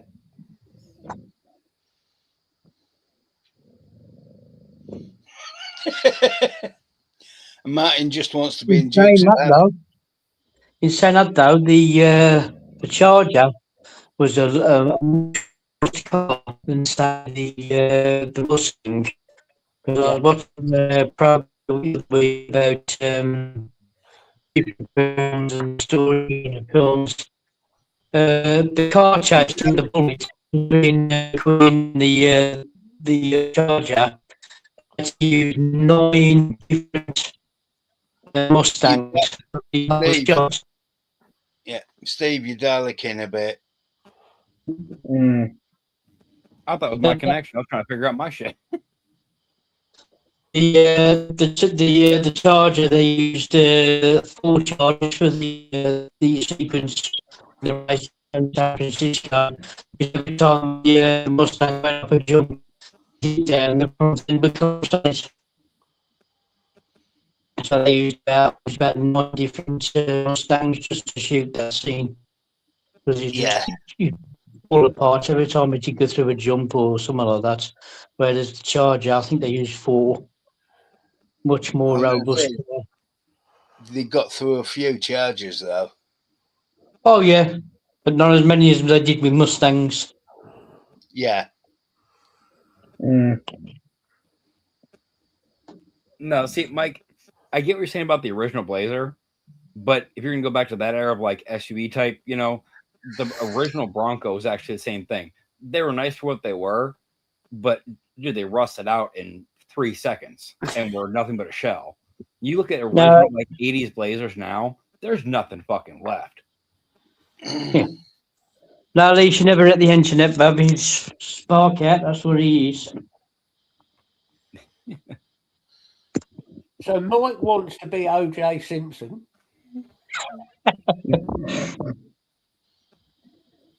We'll chip him by my Blazer and paint it white for him.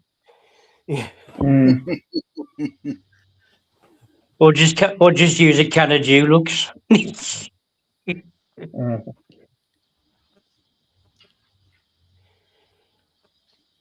I saw someone who did the Dukes of Hazzard car, and they did it with a can of Dulux. It's like, what the hell were you thinking? I could imagine Tyler driving around in the Scooby-Doo van, actually. The Mystery Machine.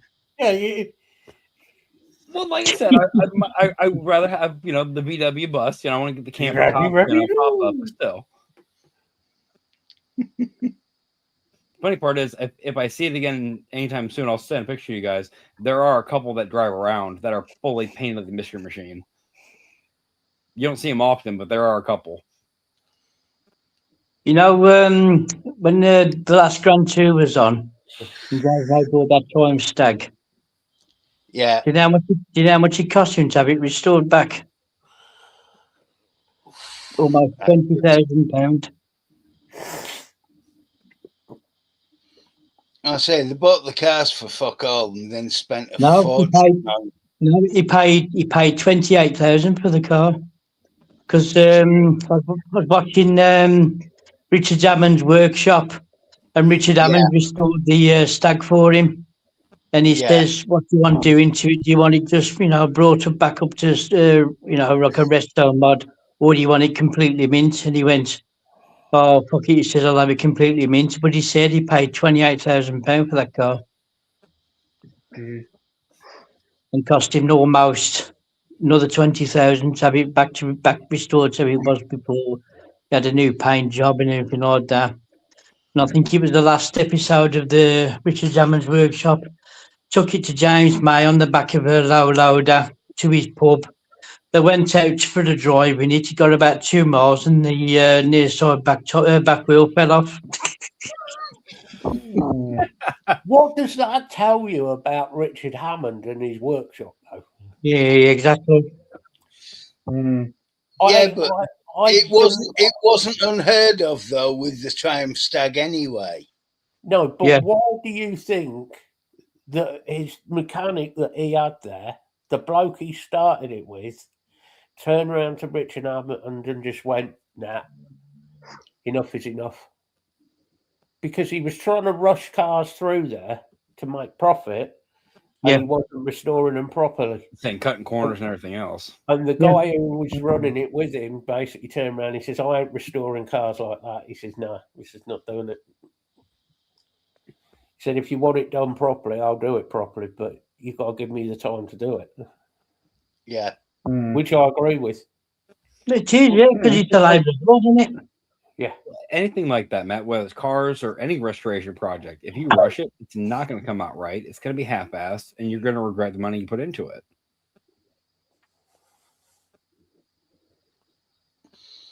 Oh, the old Lotus Spree turbo. Triumph Dolomite engine with a turbo bolted on it. Yeah. I mean, he repainted the first ever Morgan Aero 8 that was ever built, the first one.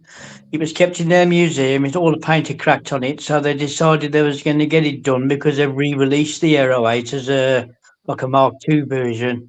So they wanted the original one there as well, so they can compare both ones. And so they sent it to Richard Hammond's workshop to get it painted. And I've got to admit, their painter there is very good. But then again, where did he come from? He come from Morgan. Exactly. You know what I mean? He came from Morgan, so... I think Richard Hammond is... I don't think that littlest cog will be around for much longer. No, he takes on too many bold projects, and he hasn't got the skill set to get them finished right. No, he hasn't. No, he really hasn't. If you're talking about body work, fine. Any decent body shop in the country will paint a car to a good standard, but you're talking about the rest of it. Yeah, it's got to be done right. I agree with you, Martin. It's entertaining. But it's entertaining because of the amount of fuck-ups there are. But you can tell how the company's run. Look how much it owes him. In 4 years, I think he's put about £500,000 into it in 4 years. In just the workshop. Yeah. Yeah, he's put Well, at least £500,000. Just sold updates and things, and yeah. He's just sold a load of cars to pay for an E-Type Jag restoration.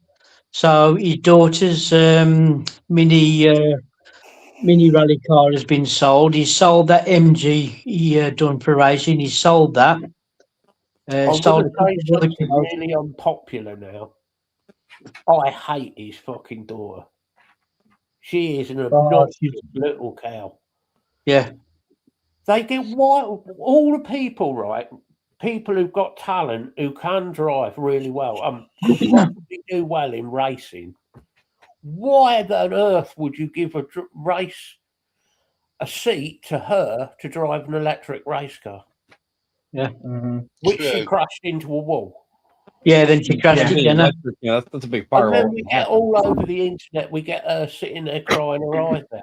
It pisses me off with racing, having been involved in it a lot in the past with bikes and stuff.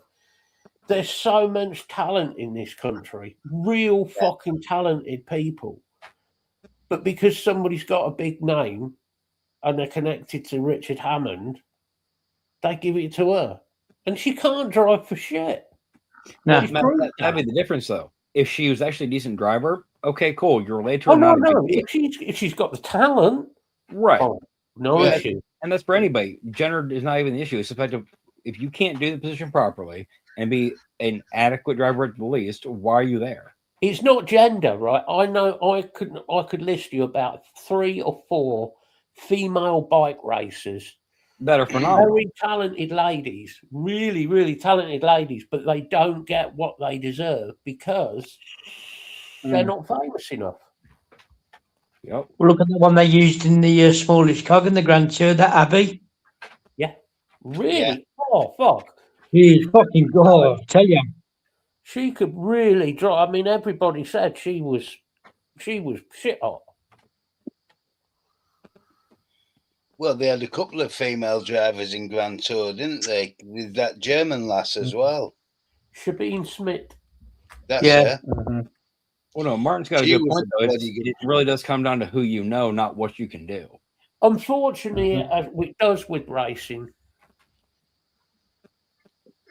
I see Ben Collins has brought an XJ220, isn't he? Yeah. I quite like Ben Collins' channel, to be fair. Yeah. Mind you, it does look nice. I know it needs a bit of work to it, but it looks very nice. It does. I always like the XJ220 as well.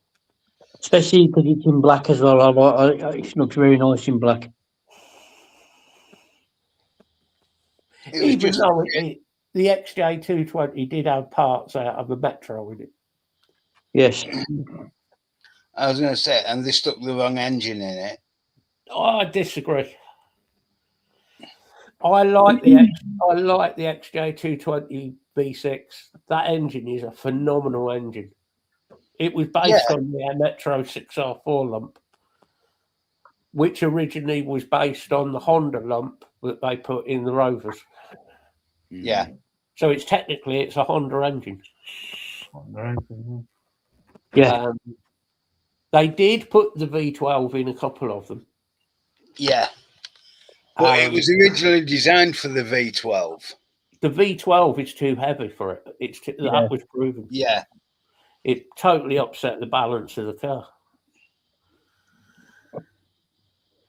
Well, I saw the video the other day, and this bloke said to this one, but he's a supercar dealer, and he asked him, he says, I'm reading some people on the internet saying how the McLaren P1 is, the McLaren F1 is not as good as what people make it out it is.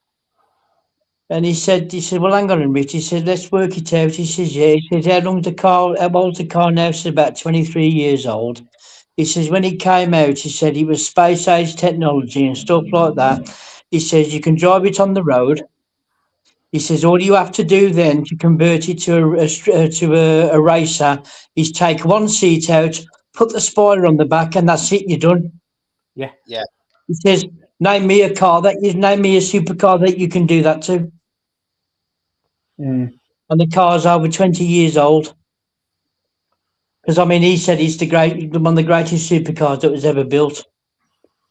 And he said you can, to transfer it from the road onto a track, all you have to do is take one of the seats out and put the spoiler on the back, and that's it, you're done. Yep. You have to do nothing else to it. Yeah, that's the modern way, though, Martin. The trouble is, it's getting noticed, which is hard for a lot of young people getting into racing. Because the race teams want people to prove themselves, but how can you prove yourself if you haven't got the money? Yeah. It's very, very, very hard for people to get the sponsorship and the money. It's incredibly hard. Tell you now, bike races do not make money. No, they don't. No bike races make big money unless you're in MotoGP, and that is about it. A lot of that's sponsors, isn't it? A lot of that is sponsors. That they make a reasonable amount of money, some of them, but apart from that, British Superbike, World Superbike make a bit, although they're fucking that up because British World Superbike has been now bought out by the same people who own Formula One, and they're changing all the tracks so it goes to countries where the F1 is going. So you're losing all the good tracks, which is Dubai, it's the Arabs. Yeah, because the Arabs are buying up everything at the moment, aren't they? I'm a big fan of Guy Martin. I've met Guy quite a few times. Lovely guy, very down to earth guy. A fucking idiot, believe me, he's a fucking idiot. He's a complete lunatic. But he's a nice guy. He's a nice guy, and he didn't race for money. He only raced because he liked it. He likes the thrill of it. That was it. That's why he quit racing. Yeah. Thing is, Guy Martin loved being a truck mechanic. Yeah, I think he's only happy when he's speaking so much, isn't he? Yeah. Or like I say, can you make that truck do that, or can you make that car do that? We ain't supposed to, and he'll go, yeah, I'll have a go at that. Exactly, Lee. It's only top riders make big money in MotoGP. And a lot of the MotoGP riders, it's now like Formula One, where the top riders are buying into the teams. So to get your ride, you're having to pay to get a ride, which is fucking ridiculous. The money just isn't. The money is just how you can say, I'm going to get. I've got to have a run at least once in a show. How the fuck can a player playing with a stupid little round ball, kicking it round on a football pitch, be getting paid £500,000 a match? Yet somebody who does MotoGP get paid not even a tenth of that for every race. Or rugby players aren't on a tenth of what a football player gets. Well, if you're in rugby league, they're capped. Yeah. And look at what they go through, rugby players. The injuries they come out. A rugby league player can't make 100,000 a year. Yeah. Because if one player makes that, it puts the team's budget over the RFL rules. Yeah, I mean, how long's the average career for rugby players? 30, 12, 35. 12, maybe 14 years.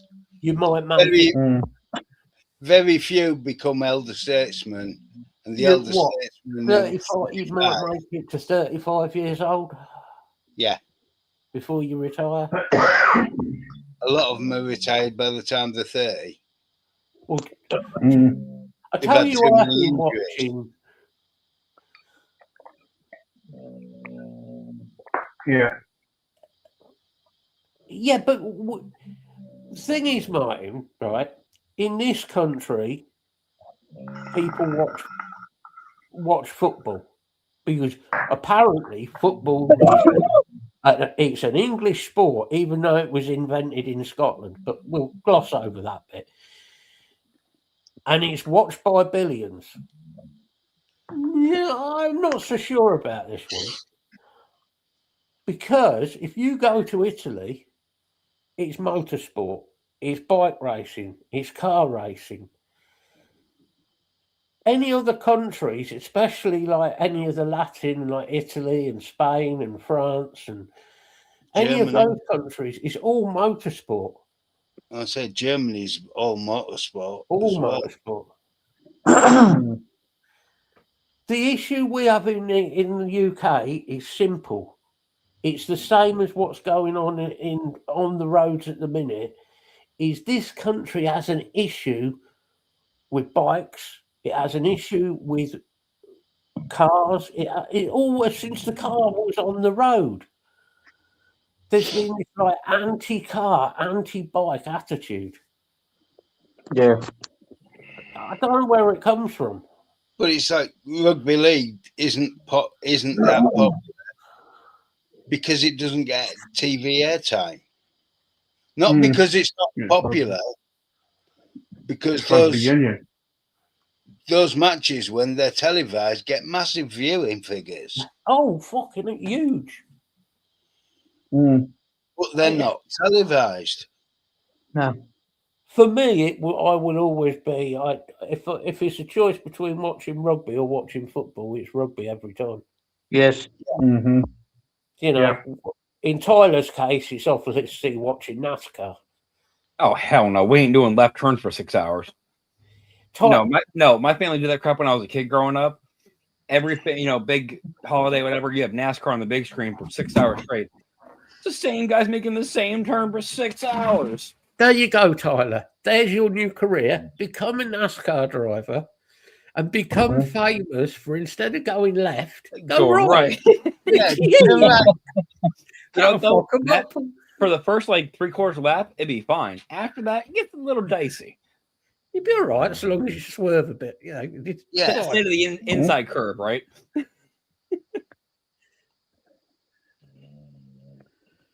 Yeah, and the best thing about it, though, Matt, if you actually look at the racing cars, like Formula One and stuff like that, where's most of the stuff designed and built? Here. Yeah. It's mostly Italian in UK, isn't it? Yeah, same thing. Yeah, round Oxfordshire way, most of it. And Oxford and Milton Keynes. Yep, just going to to the cars. But yeah, Formula One is, apart from Ferrari and Red Bull, even Mercedes is designed over here. Yeah. Because Mercedes bought the old Jaguar team, and they kept the Jaguar headquarters. Yeah, isn't there one company in Reading that makes the gearboxes from virtually all the Formula One cars? Yeah, and McLaren will make all of the electronics for the cars. Yeah. So all the cars have standardized electronics because the budgets were getting insane. So where they could, they standardized. It also makes it harder for some of the teams to cheat. Yeah. Oh, yeah. Yeah. Go on, Bill, sorry. Been watching some shorts which has had Red Bull against McLaren and McLaren against Ferrari. You're cheating because your car's that much faster. No, we're not. Your car better. We're following the rules. Yes, but it can do this. Doesn't say it can't do it in the rules. Right, and yours can do the same thing if you'd engineer it properly and put the time into it. Oh, so you're admitting you're cheating? No, following the rules. Head of the FAA comes in and goes, sorry, he can't. He's not breaking any rules. But we're banning it by the end of the season. Yeah. Have you heard about the new F1 team coming in? Tyler should be excited by this. Oh, fuck. Oh, yeah. Go ahead. Cadillac Formula One team. It's gonna be the smoothest ride ever at 4 miles an hour. No, Cadillacs. If you've ever driven a Cadillac, a decent, like they're a beautiful suspension. No, But- it makes you seasick. That's I what was happens. just gonna say that they're a beautiful, but they're so smooth. They're too smooth, and you literally get car sick. Even if you don't get car sick, you'd be Yeah, driving like I don't feel so well. Yeah. Imagine trying to throw one of those around an F1 track. Cadillac enters NASCAR. The inside will look nice because it'll all be vinyl. Roost That's leather. true. Yeah. Yeah, real pleather. Californian highway bumpers. Hey, Phil, don't knock the pleather, man. It don't crack in the sun. It don't fade. Do you know what's Yeah, but scary it's about okay. this Cadillac F1 team? Scarily, in testing, are actually quite fast. They're up there with some of the top teams. Yeah, but Yeah, but how heavy is their car? haven't they bought Mercedes engines? I think it's a Mercedes derivative.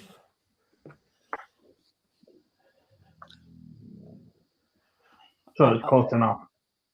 Yeah, and Cadillac cost a fortune. Cadillac F1. Oh God! If you look at F1 in general be a across all the Batmobile. teams, apart from Ferrari with their own technicians, but one of the greatest technicians out of all the Formula One teams is Adrian Newey, and it from Red Bull. Oh, yeah. Yeah. Yeah, but he's not with Red Bull anymore. He left last year. Yeah. No, Matt, I got one for you. We're And gonna go NASCAR, but it's Harleys. They're making a left. Oh shit, they crashed.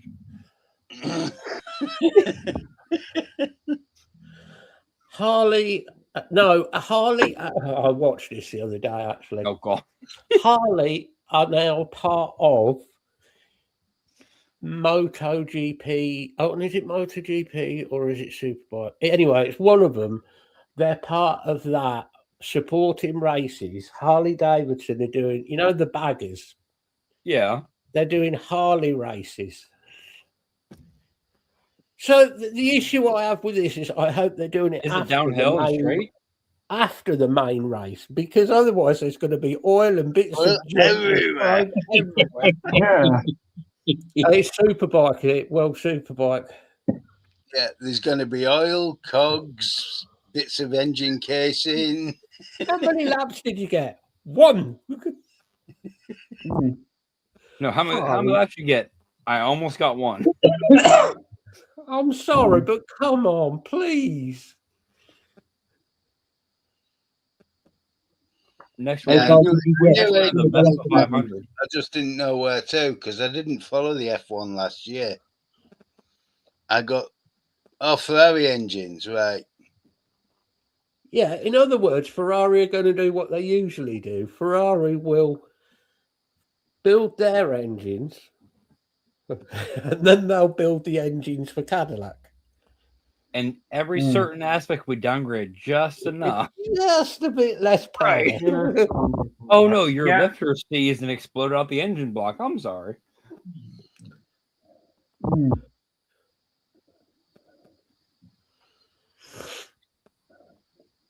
Well, gents, I'm going to call it tonight, so I'm going to have to sit to Jasper and get him out for his wee before we go to bed. Yeah. All right. Oh, Steve, no worries. Thank you for letting me come on. Thank you very much. No worries, It's buddy. been good to have you on again, mate. Yeah, lovely. Yeah, Thanks very much. Take care, Steve, man. All Take care. Catch Steve. you in a bit, Bye, Steve. David. Ta-ra. How you doing, bud? I mean, what's fucking next? F-150 Formula One pickup trucks. Like I said, we're gonna have the Vespa 500. Let's see. No, you're No, not. better. No, better. The Jeep event. Who can go longest without a death wobble? 20 yards. I've got it. I've got the event now. Thank you, Tyler. You've given me an idea. Oh, I screwed up. No, this is the ultimate event, ultimate true American event. Okay. Jeep racing at a NASCAR track. This is good. I'm sorry, I already see wheels flying off in different directions. Well, obviously. But you have to drive at a minimum of 100 miles an hour.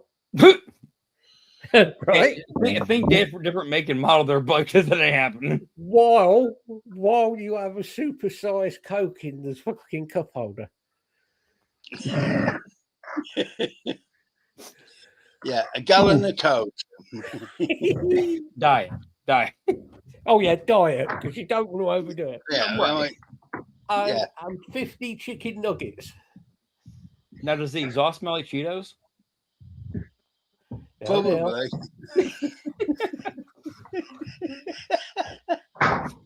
Yeah, No, but now imagine jump at 150 miles an hour down the track. So that'd be the yeah, but there's also a question. Where are you going to put the depth for your nuggets?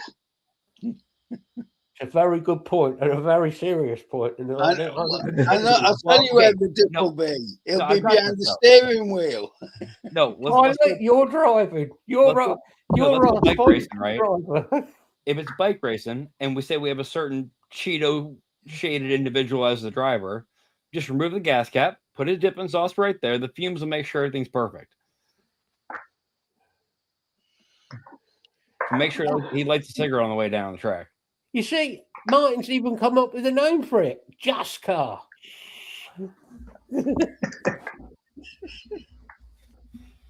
Oh, mate, if we can get a sponsorship for this, we're going ahead. You're our driver. Oh, good God. What could possibly go wrong? Everything. No. Everything. I'll tell you what could go wrong. Craig can get out of the cab, he get aggressively shove, a patron trying to ride the bus home, just trying to instantly have a nice. Hey, Was there any need for that? Craig, no, mate, it wasn't. But we're friends, so it is. He's doing tires. So there's your. I will be delivering tires from tomorrow. There's your pit crew. We've got your pit crew as well. Yeah. All right, Craig, we're going to time you from the time he gets out of the van into the shop. I want to see how many seconds you get that tire in there, bud. You remember Days of Thunder? Yeah. When Robert Duvall sat on the wall eating an ice cream when he comes in. That'll be me and Bill.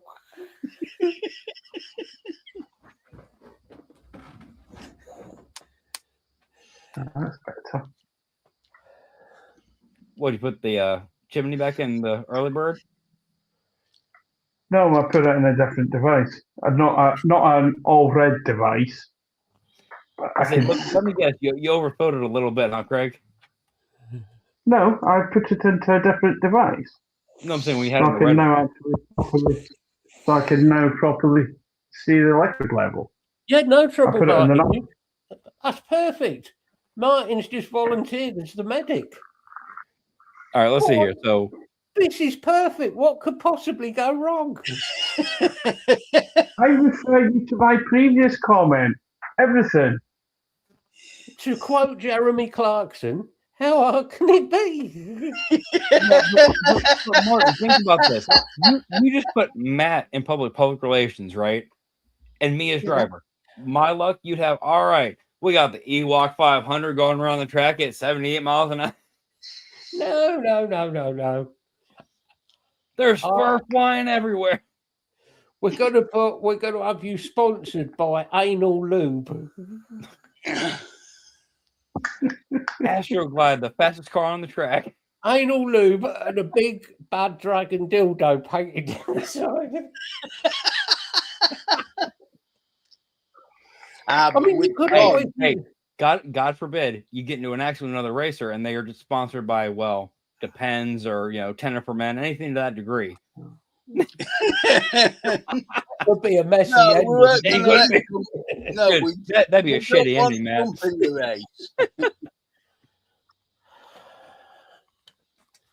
race. America, president sponsored by Tenor for Men. American president, Mr. Diapers. Gilder. I swear, the only reason that Doritos and Cheetos got rid of their food coloring is because they ran out because Trump bought the supply. Yeah, he's used it all.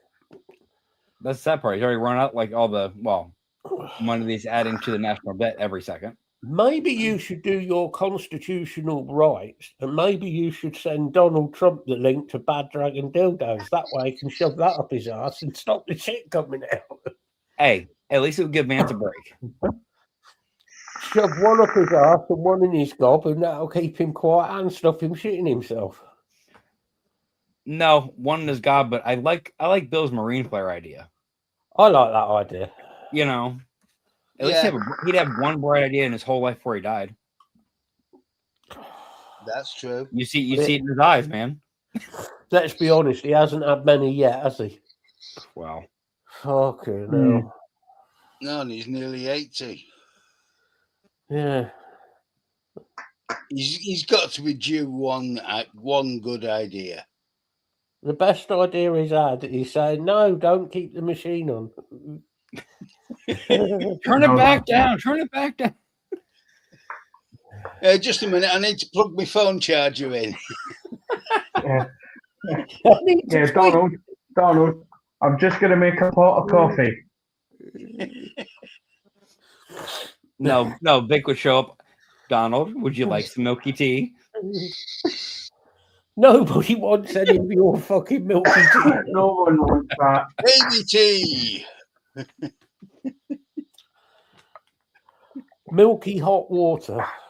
Pretty much. Ugh. You might as well get skimmed milk and just warm it up in a cup. Well, see, here's my thing. I don't get. Obviously, I have Procter Yorkshire tea here, and I've made. You guys have seen how I make my tea. How do you milk it down that bad and it still tastes anywhere near?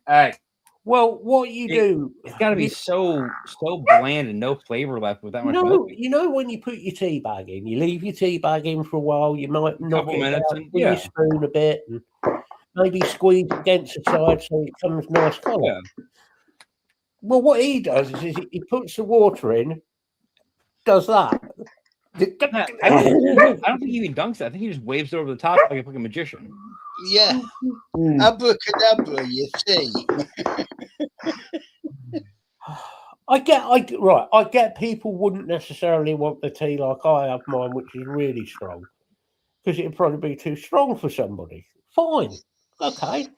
You put a bit less, don't do it for so long, or put a touch more milk in. Fine.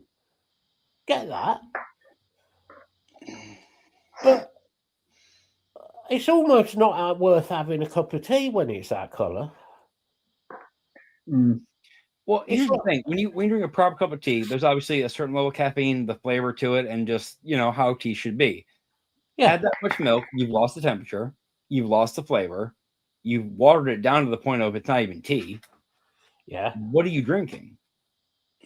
And why are you drinking at that point? And you've completely neutralized all the tannins with milk. Well, right, exactly. I said there's no flavor left to it. It's just milk. It's hot milk, warm milk. It's like we've talked about coffee. I like my coffee really, really strong. Right? I get not everybody does, but you at least want some coffee in it. You want to taste some coffee in your coffee. Well, Matt, you have to take some of me before because I do creamer, like flavored creamer when I do coffee. But if I do that, I understand, it's more than you guys would use. But say you've got a regular size cup of coffee, that cup is still over 3/4 full, and you've got maybe a centimeter, less than that, of creamer cup. It's not. I get people like to have their coffee with a bit of milk in it or whatever. Okay, that's fine. I don't have an issue with that. It's just when people better than, don't you? It's just when people have coffee so weak, it's not worth bothering. I mean, I have about that much milk in the bottom of my cup. Yeah. And see, that's about what I use creamer wise, but it has to be good, strong coffee outside of that, addition, or it's not going to be right. But then the rest of that cup, yeah, that's a regular cup, is proper double strength 4 shots espresso. Yeah. I couldn't imagine if I drank that shit you drank, Bill. I'd be wired for a week straight on 1 cup. I'm fine. Yeah, but you drink energy drinks. Not a whole lot. I mean, I completely stopped drinking them for a while.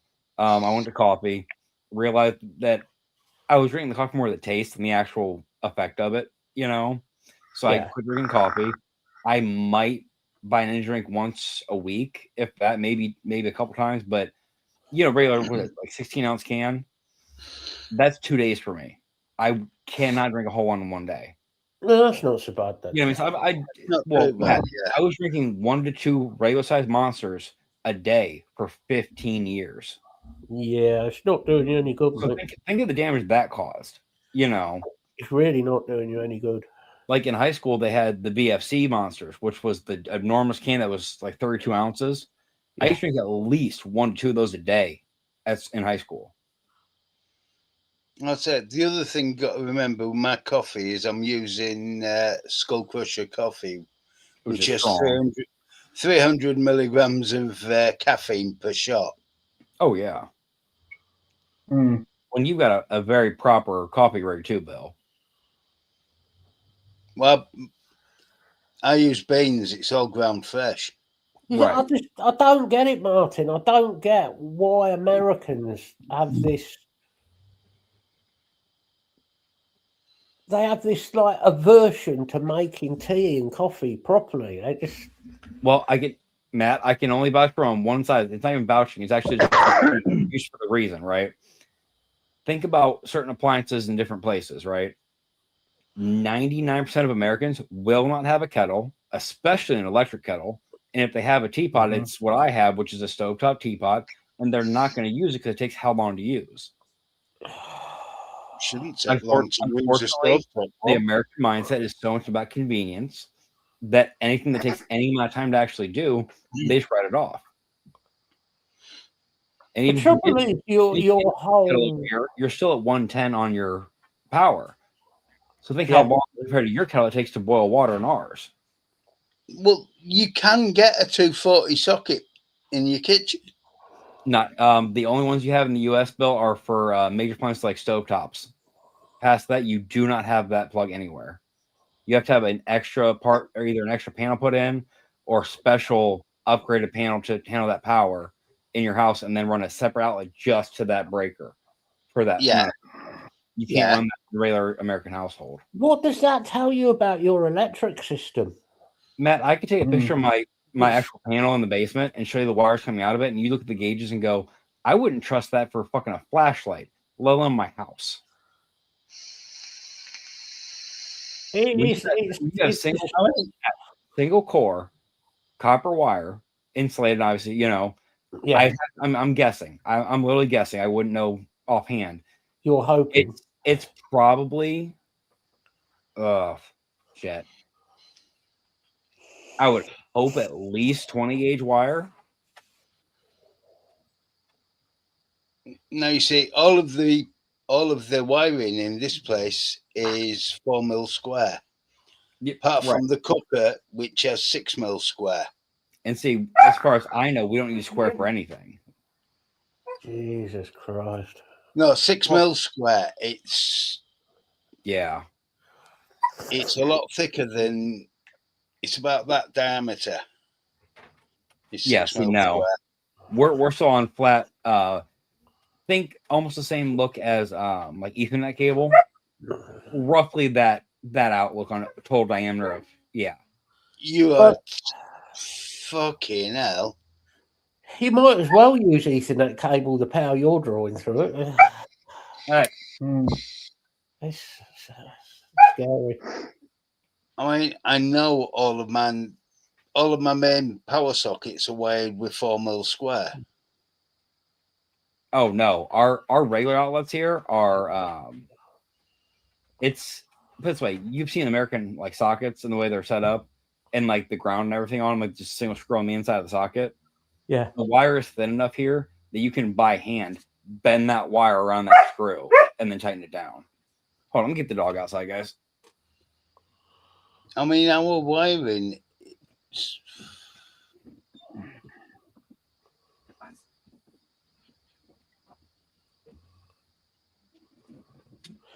No, you're right, Martin. I agree. We've talked about this before. It's also the problem of American sockets. If you walk past one of theirs, like a US, like you plugged for a charger and pull the wire, it just pulls it straight out of the wall. Yeah. The safety issues in America regarding electricity are hideous. It's diabolical, quite honestly. They are so far behind in a lot of things.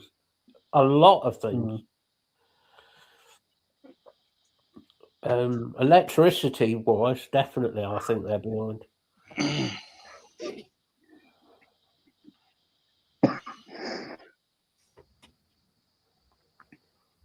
But I mean, you look. We have substations for an area. They have one of those boxes on the top of a pole for a house. Yeah, that's a great idea. All right, so I looked up to make sure gauges are proper. For the highest grade we have in an American household, which is your, ovens, cooktops, stuff like that, right? That's a 40 amp breaker at an 8 gauge wire. And that is the thickest you're going to get. Now, if you go that's like as far as you're going to go. Past that, it's like industrial ovens, stuff like that. Then you go to 6 gauge for a 50 amp.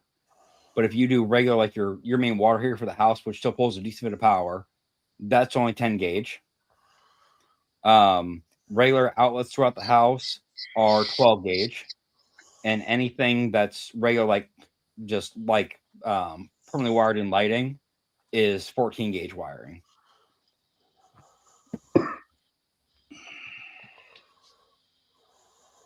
So that shows you how thin the actual copper lines are to everything in the houses that we have here.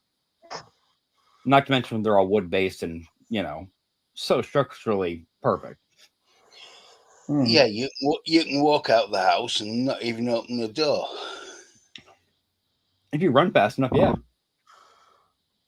That means that the maximum wattage you can draw from one socket, even a cooker socket, is 4,000 watts. And now you look at our appliances and look at the wattage ratings, you won't get anywhere near that on just general, even like, those stupid, like all-in-one, like breakfast appliances and, shit like that. It can make, the eggs here, the toast, all that bullshit. Even those are nowhere near that capacity of power because they can't pull it. Because you'll snap breakers left and right. Yeah. My coffee machine's 1,800 watts. My water boiler's 3 kilowatts. Like, let me look here. You can't plug 3 kilowatts into anything. You can only just plug it into your cooker. Yeah. Bill, one of the highest wattage like appliances we have over here is actually like space heaters. Those max out for residential at 1,500 watts. That is what they max out at. Because you can't, and then you go to 240, which is like maintenance garage type heaters and stuff like that. Those obviously will go higher, but you have to have a dedicated circuit just for that on your box. Like if I say, obviously, if I want to put a decent welder in the garage past the 1 ton and a half or just small, bullshit. If I want a decent welder that could do what I want to do with it, I'd have to have somebody come in, either rip the breaker box out and replace it, or put a separate panel next to it just for 240 or 220 outlets, and then run wiring through the whole house into the garage for one outlet plug.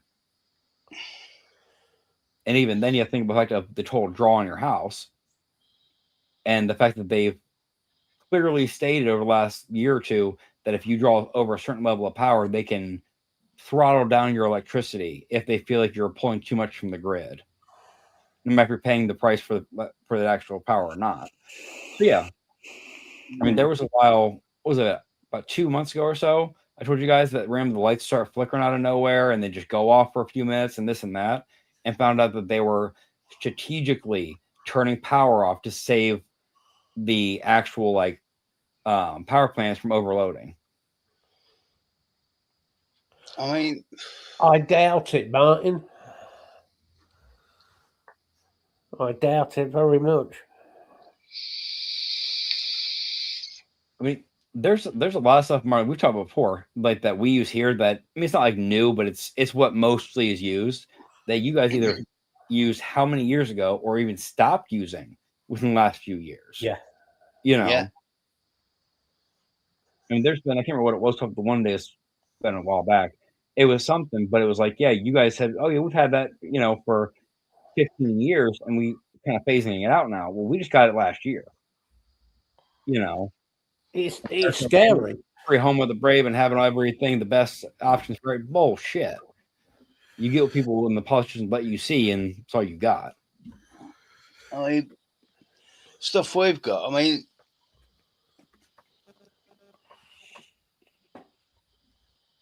I've got eight gangs with breakers. I've got 4 gangs with breakers. I've got 4 gangs with breakers and with USB. Yeah.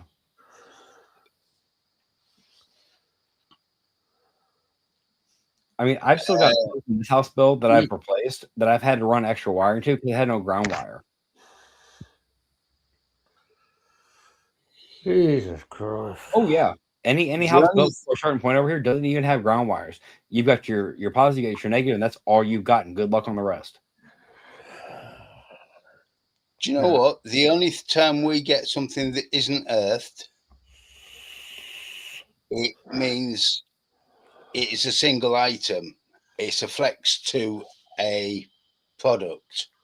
Like I replaced the outlet next to my stove a couple years back, and started pulling everything out and getting out of the box and pulling wires out and doing all that and splicing ends. I get everything cleaned up and I look at it, I'm like, something just you pulled out. You're like, I did something ain't right, And then I start thinking about, I'm like, there's only 2 fucking wires. There's only 2 fucking wires coming directly from the fuse box, which is I'm directly in the basement under that outlet. Like, it is a straight 10-foot shot, if that, from that box to that outlet, and there's no ground. Every single socket is earthed. Every single socket in a wall is earthed. All of the light fittings they're supposed to be. Our light fittings, I think it just depends, because I haven't done a whole lot of light fixture myself, but I know as far as outlets go, depending on age of the house and the box you have in the house, it's very hit or miss if you're going to have grounds or not. Well, don't use wet fingers on light switches. Even when the electrician was here last week doing our bathroom, he put another off on our gas pipe. Yeah. He put a new he put a replacement off because he couldn't see enough of the off. Yeah. So he put another off onto the gas pipe. Be safe. Yeah. Oh, absolutely. Well, you have to with a power, especially if you got a shower, because most of those pull about 40 amps. It's a plumbed-in shower anyway. Yeah. But if they replace the lighting and put a fan in and exhaust fan. Everything has to be earthed for that. Craig will be vaping in the shower soon using the extractor fan. It doesn't actually work that well. Not with the cloudiness that I can do. He's tried it already. He's sat in the shower. He said, I tested it first day and it didn't work for shit. Well, it would help. Craig, window open if I'm looking in there. Craig, in all defense, man, when they upgraded our exhaust at work, and they're like, do you guys think that the exhaust is working better? Is it pulling more smoke out from when you're welding? I grabbed my vape out of my pocket, and they're like, what are you doing? I said, I'm going to test your exhaust system. Like, what? And it was, my usual mech build. I hit it through a fat cloud, and then it just sat there in the air. I'm like, It's shit. There's your answer. It's shit.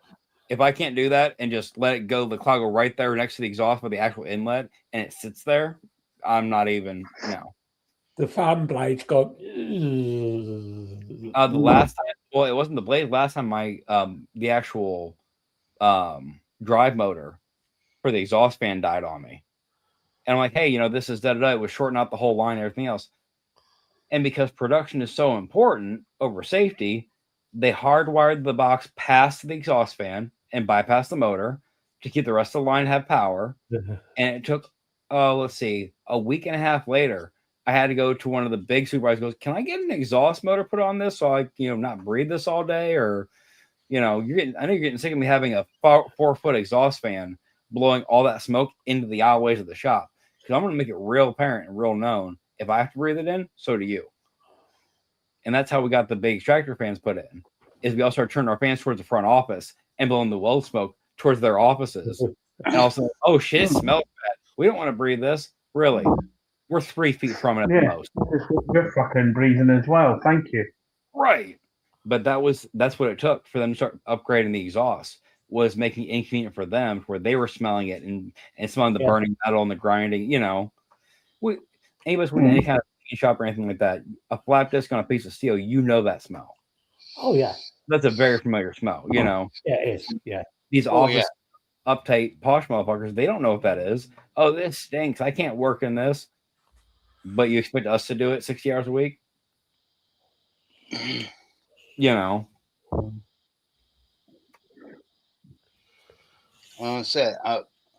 if I was working 60 hours a week, though, I would be getting paid for it.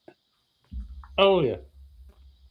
Well, that's it. I mean, I don't make bad money, especially for a U.S. economy where it is. But for what I do for a living, it should be more. It's all right. Don't worry. Your money's going down soon. Yeah. Put it down the fucking toilet. Yep. Donald is making America skint again. We've been. Fuck. Well, he's going to make it worse. It's a big, beautiful plan. Yeah, I want that big, beautiful plan to catch fire. No, it's changing MAGA to Mafu anyway. Make America fucked up.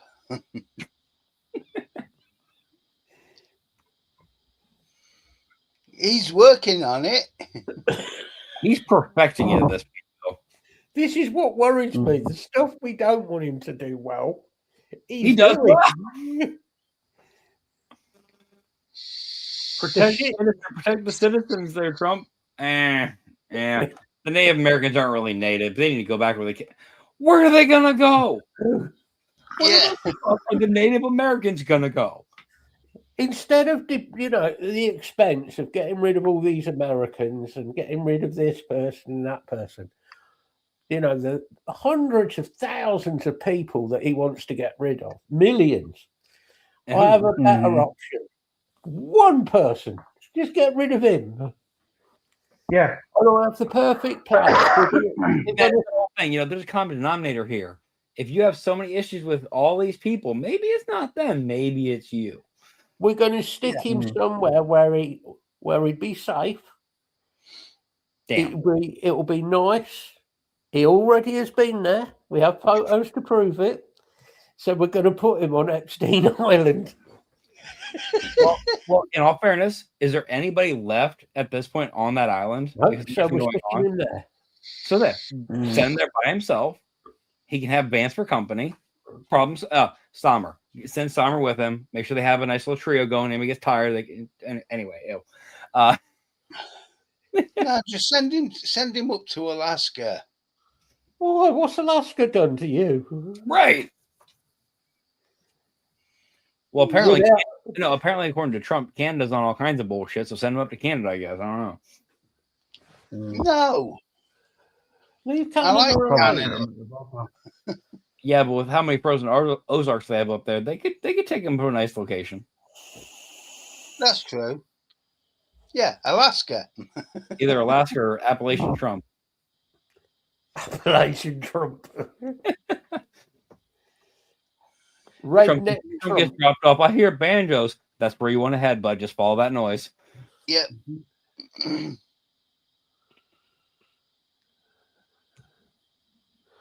Oh yes, you can just. They'll start a new. I wonder who'd end up pregnant first. Well, Matt. Now remember, they don't believe in that type of thing. You know, there's only so many ways you can genders and shit, so that can't happen. Wait, Trump's a big. Okay. Well, all I'm saying is with them lot, sooner or later, one of them is going to end up trying to fuck one of the others. Well, that's kind of a given. Again. It's like, you get drunk and you call your ex when you shouldn't. That's what Trump and Vance and them keep doing. Hey, Kier, how you doing, buddy? We haven't talked in a while. You can go hang out? You can go out for drinks? That's just wrong. It's just so wrong. But true. Hey, Matt, you let the show run long. You know it was going to get worse. Oh, I don't mind it running long. I don't mind it getting worse. I just think it's comical. I just think it's comical that Donald Trump is so he's anti-gay, he's anti-everything, let's be honest. Yeah. Anything he doesn't agree with. He's anti-Iranian, anti-Iraqi, anti-Ukrainian, anti-American. And don't forget, Vance is a redneck. That's true. I mean, wasn't he the dipshit that raised the Ohio River for a family trip? Yes. Yes. Like, can you imagine being that entitled, being like, my kids don't like how high the water level is. Can we block that off downriver and just kind of raise that up a little bit? The water's not right. Don't worry about the fact of after when we put it back down and it floods out the surrounding areas. That's not. I'm not worried about that. I want a good vacation. The water's not the right color. What color would you like it? Can we get some blue food coloring in there? I want it to be real nice. But if you put the no, sad part is they actually make that product in the U.S. There are dyes made for ponds and stuff to make them a proper color. Oh yeah, I know. Funnily enough, you dig a mud hole and you're surprised it's the color of mud, and you're gonna throw chemicals into it to make it blue. Ponds go a natural color. Yeah, you don't need to add shit. Right. That's when your goldfish go shit brown. Yeah. Get me and my goldfish our brown pens. Good old Donny. Well, I mean, not being funny, if you put him on Epstein Island, then you could actually use the cameras there. Never go there, obviously. What? But you could use the cameras on there. Maybe set up some new ones, some tracking cameras and stuff. Have all the rooms cameraed as well. So you could have like reality TV again with Trump. But if you're going to do that, Matt, we need to find like those really interesting, almost endangered species. Not quite endangered for obvious reasons, but just those, ones you don't want to fuck with, and overload that island with those species. Like, all right, bud. Yeah, we'll get a few saltwater crocs from Australia. Yeah, saltwater crocs would be good. Komodo dragons. We could just that'd be good. The Alcatraz they try to make in Florida and just make it a wetland surrounded by crocs. And of course, and you got to help them though. You got to help them out. They got to be able to hunt, right? And get food. So we'll give them a stick, and we'll see what happens. In this week's reality TV God, show, I just remember the joke, but I can't tell it while we're live casting. Oh God! Right, have a good week. Donald gets chased by a Komodo dragon. I can't trust it. It's Chinese. You dumb motherfucker. Is it spike? Put a tariff on that dragon. Put a tariff on that dragon right now. Yeah. When it bites, does it inject a venom? No. But its breath will kill you.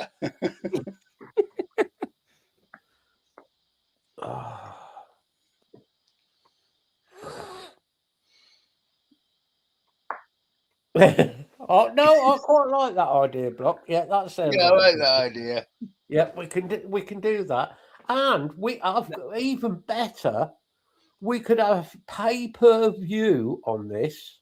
Okay, You make billions. exactly, and that pay-per-view can go back into America to help the people.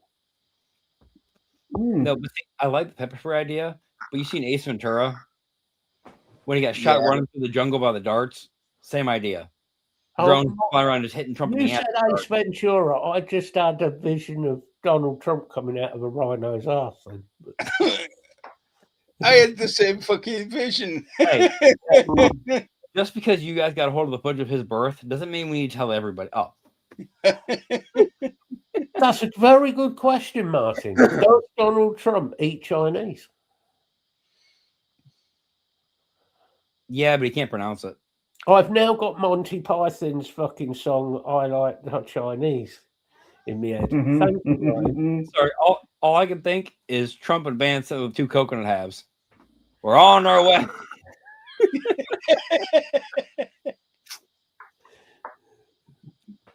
No, where'd you get 2 coconut halves out here? Well, maybe they were.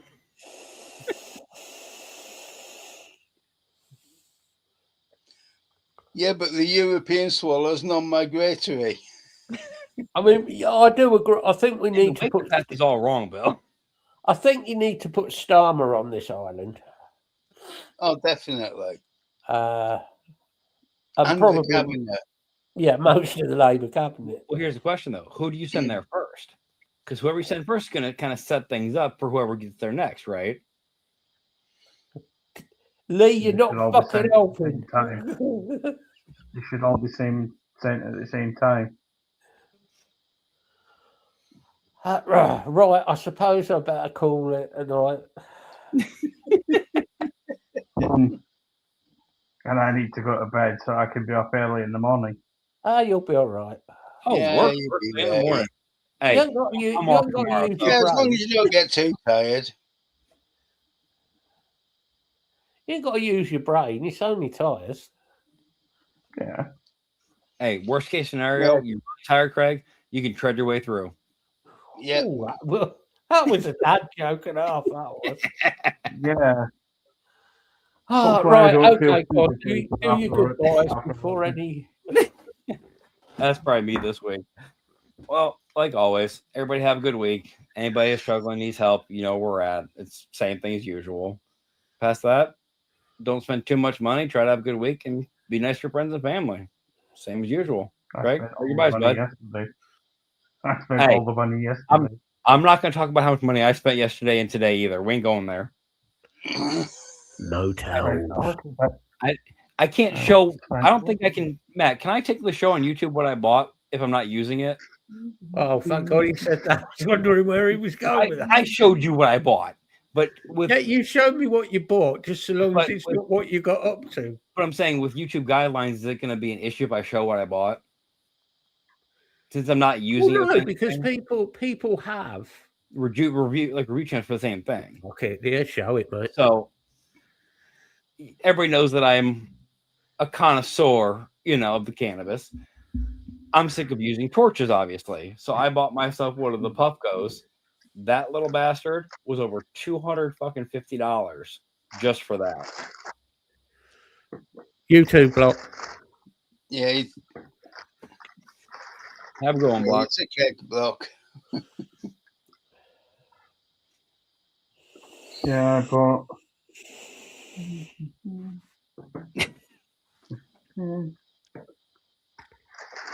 now, Craig, how much liquid do you have stashed now? Too much. The cupboards won't go in the cupboard. No, they won't, man. He can't get it all in the cupboard. The new cupboard, the big bag. And how much does Sarah know about? Did you leave anything in the boot? This is a good point. How much of this does Sarah know about? Nothing. Really? Really? So far. 300 quid worth of juice oils, I can't believe Craig spent 700 quid on fucking unbelievable. He didn't win anything. Are we going with the you won it all? Yeah, when the kids go, oh, that's new. I don't think that's going to work this time. Even if knows where you went over the weekend. You're You bought fucked, that mate. You are fucked, I'm telling you. Yeah. But at this point, he doesn't give a shit. At this point, he's already. If you open that cupboard and don't get smashed fish by at least 7 unopened vape products, it's not Craig's house. Yeah. Are you doing? Has Craig done? Is he doing any goodbyes yet? Or No, he's been showing off those wares. No, I haven't. Oh, thank you everyone for joining us. We'll be back again next week. As usual, the group is there. I might be there next week with a black eye, or slowly going down black eye, after the wife smacked me when she finds out how much money I've spent yesterday. Yeah. So I shall pass that on to Bill. Cheers, Craig. You are in so much shit, mate. And Bill sat back like, I can buy anything I want. I ain't going to get yelled at. This is true. Where the hell am I going to put the shot fouls? Because the box that I've got is full anyway. Just telling you, stocking up before the taxes. Right. But go through and resort them, Craig, chronologically from the first ones you bought to the ones you just bought, and go through them that way. But no. There's too many in there. It's been a fun show this evening. Oh, I found it. I found your missus.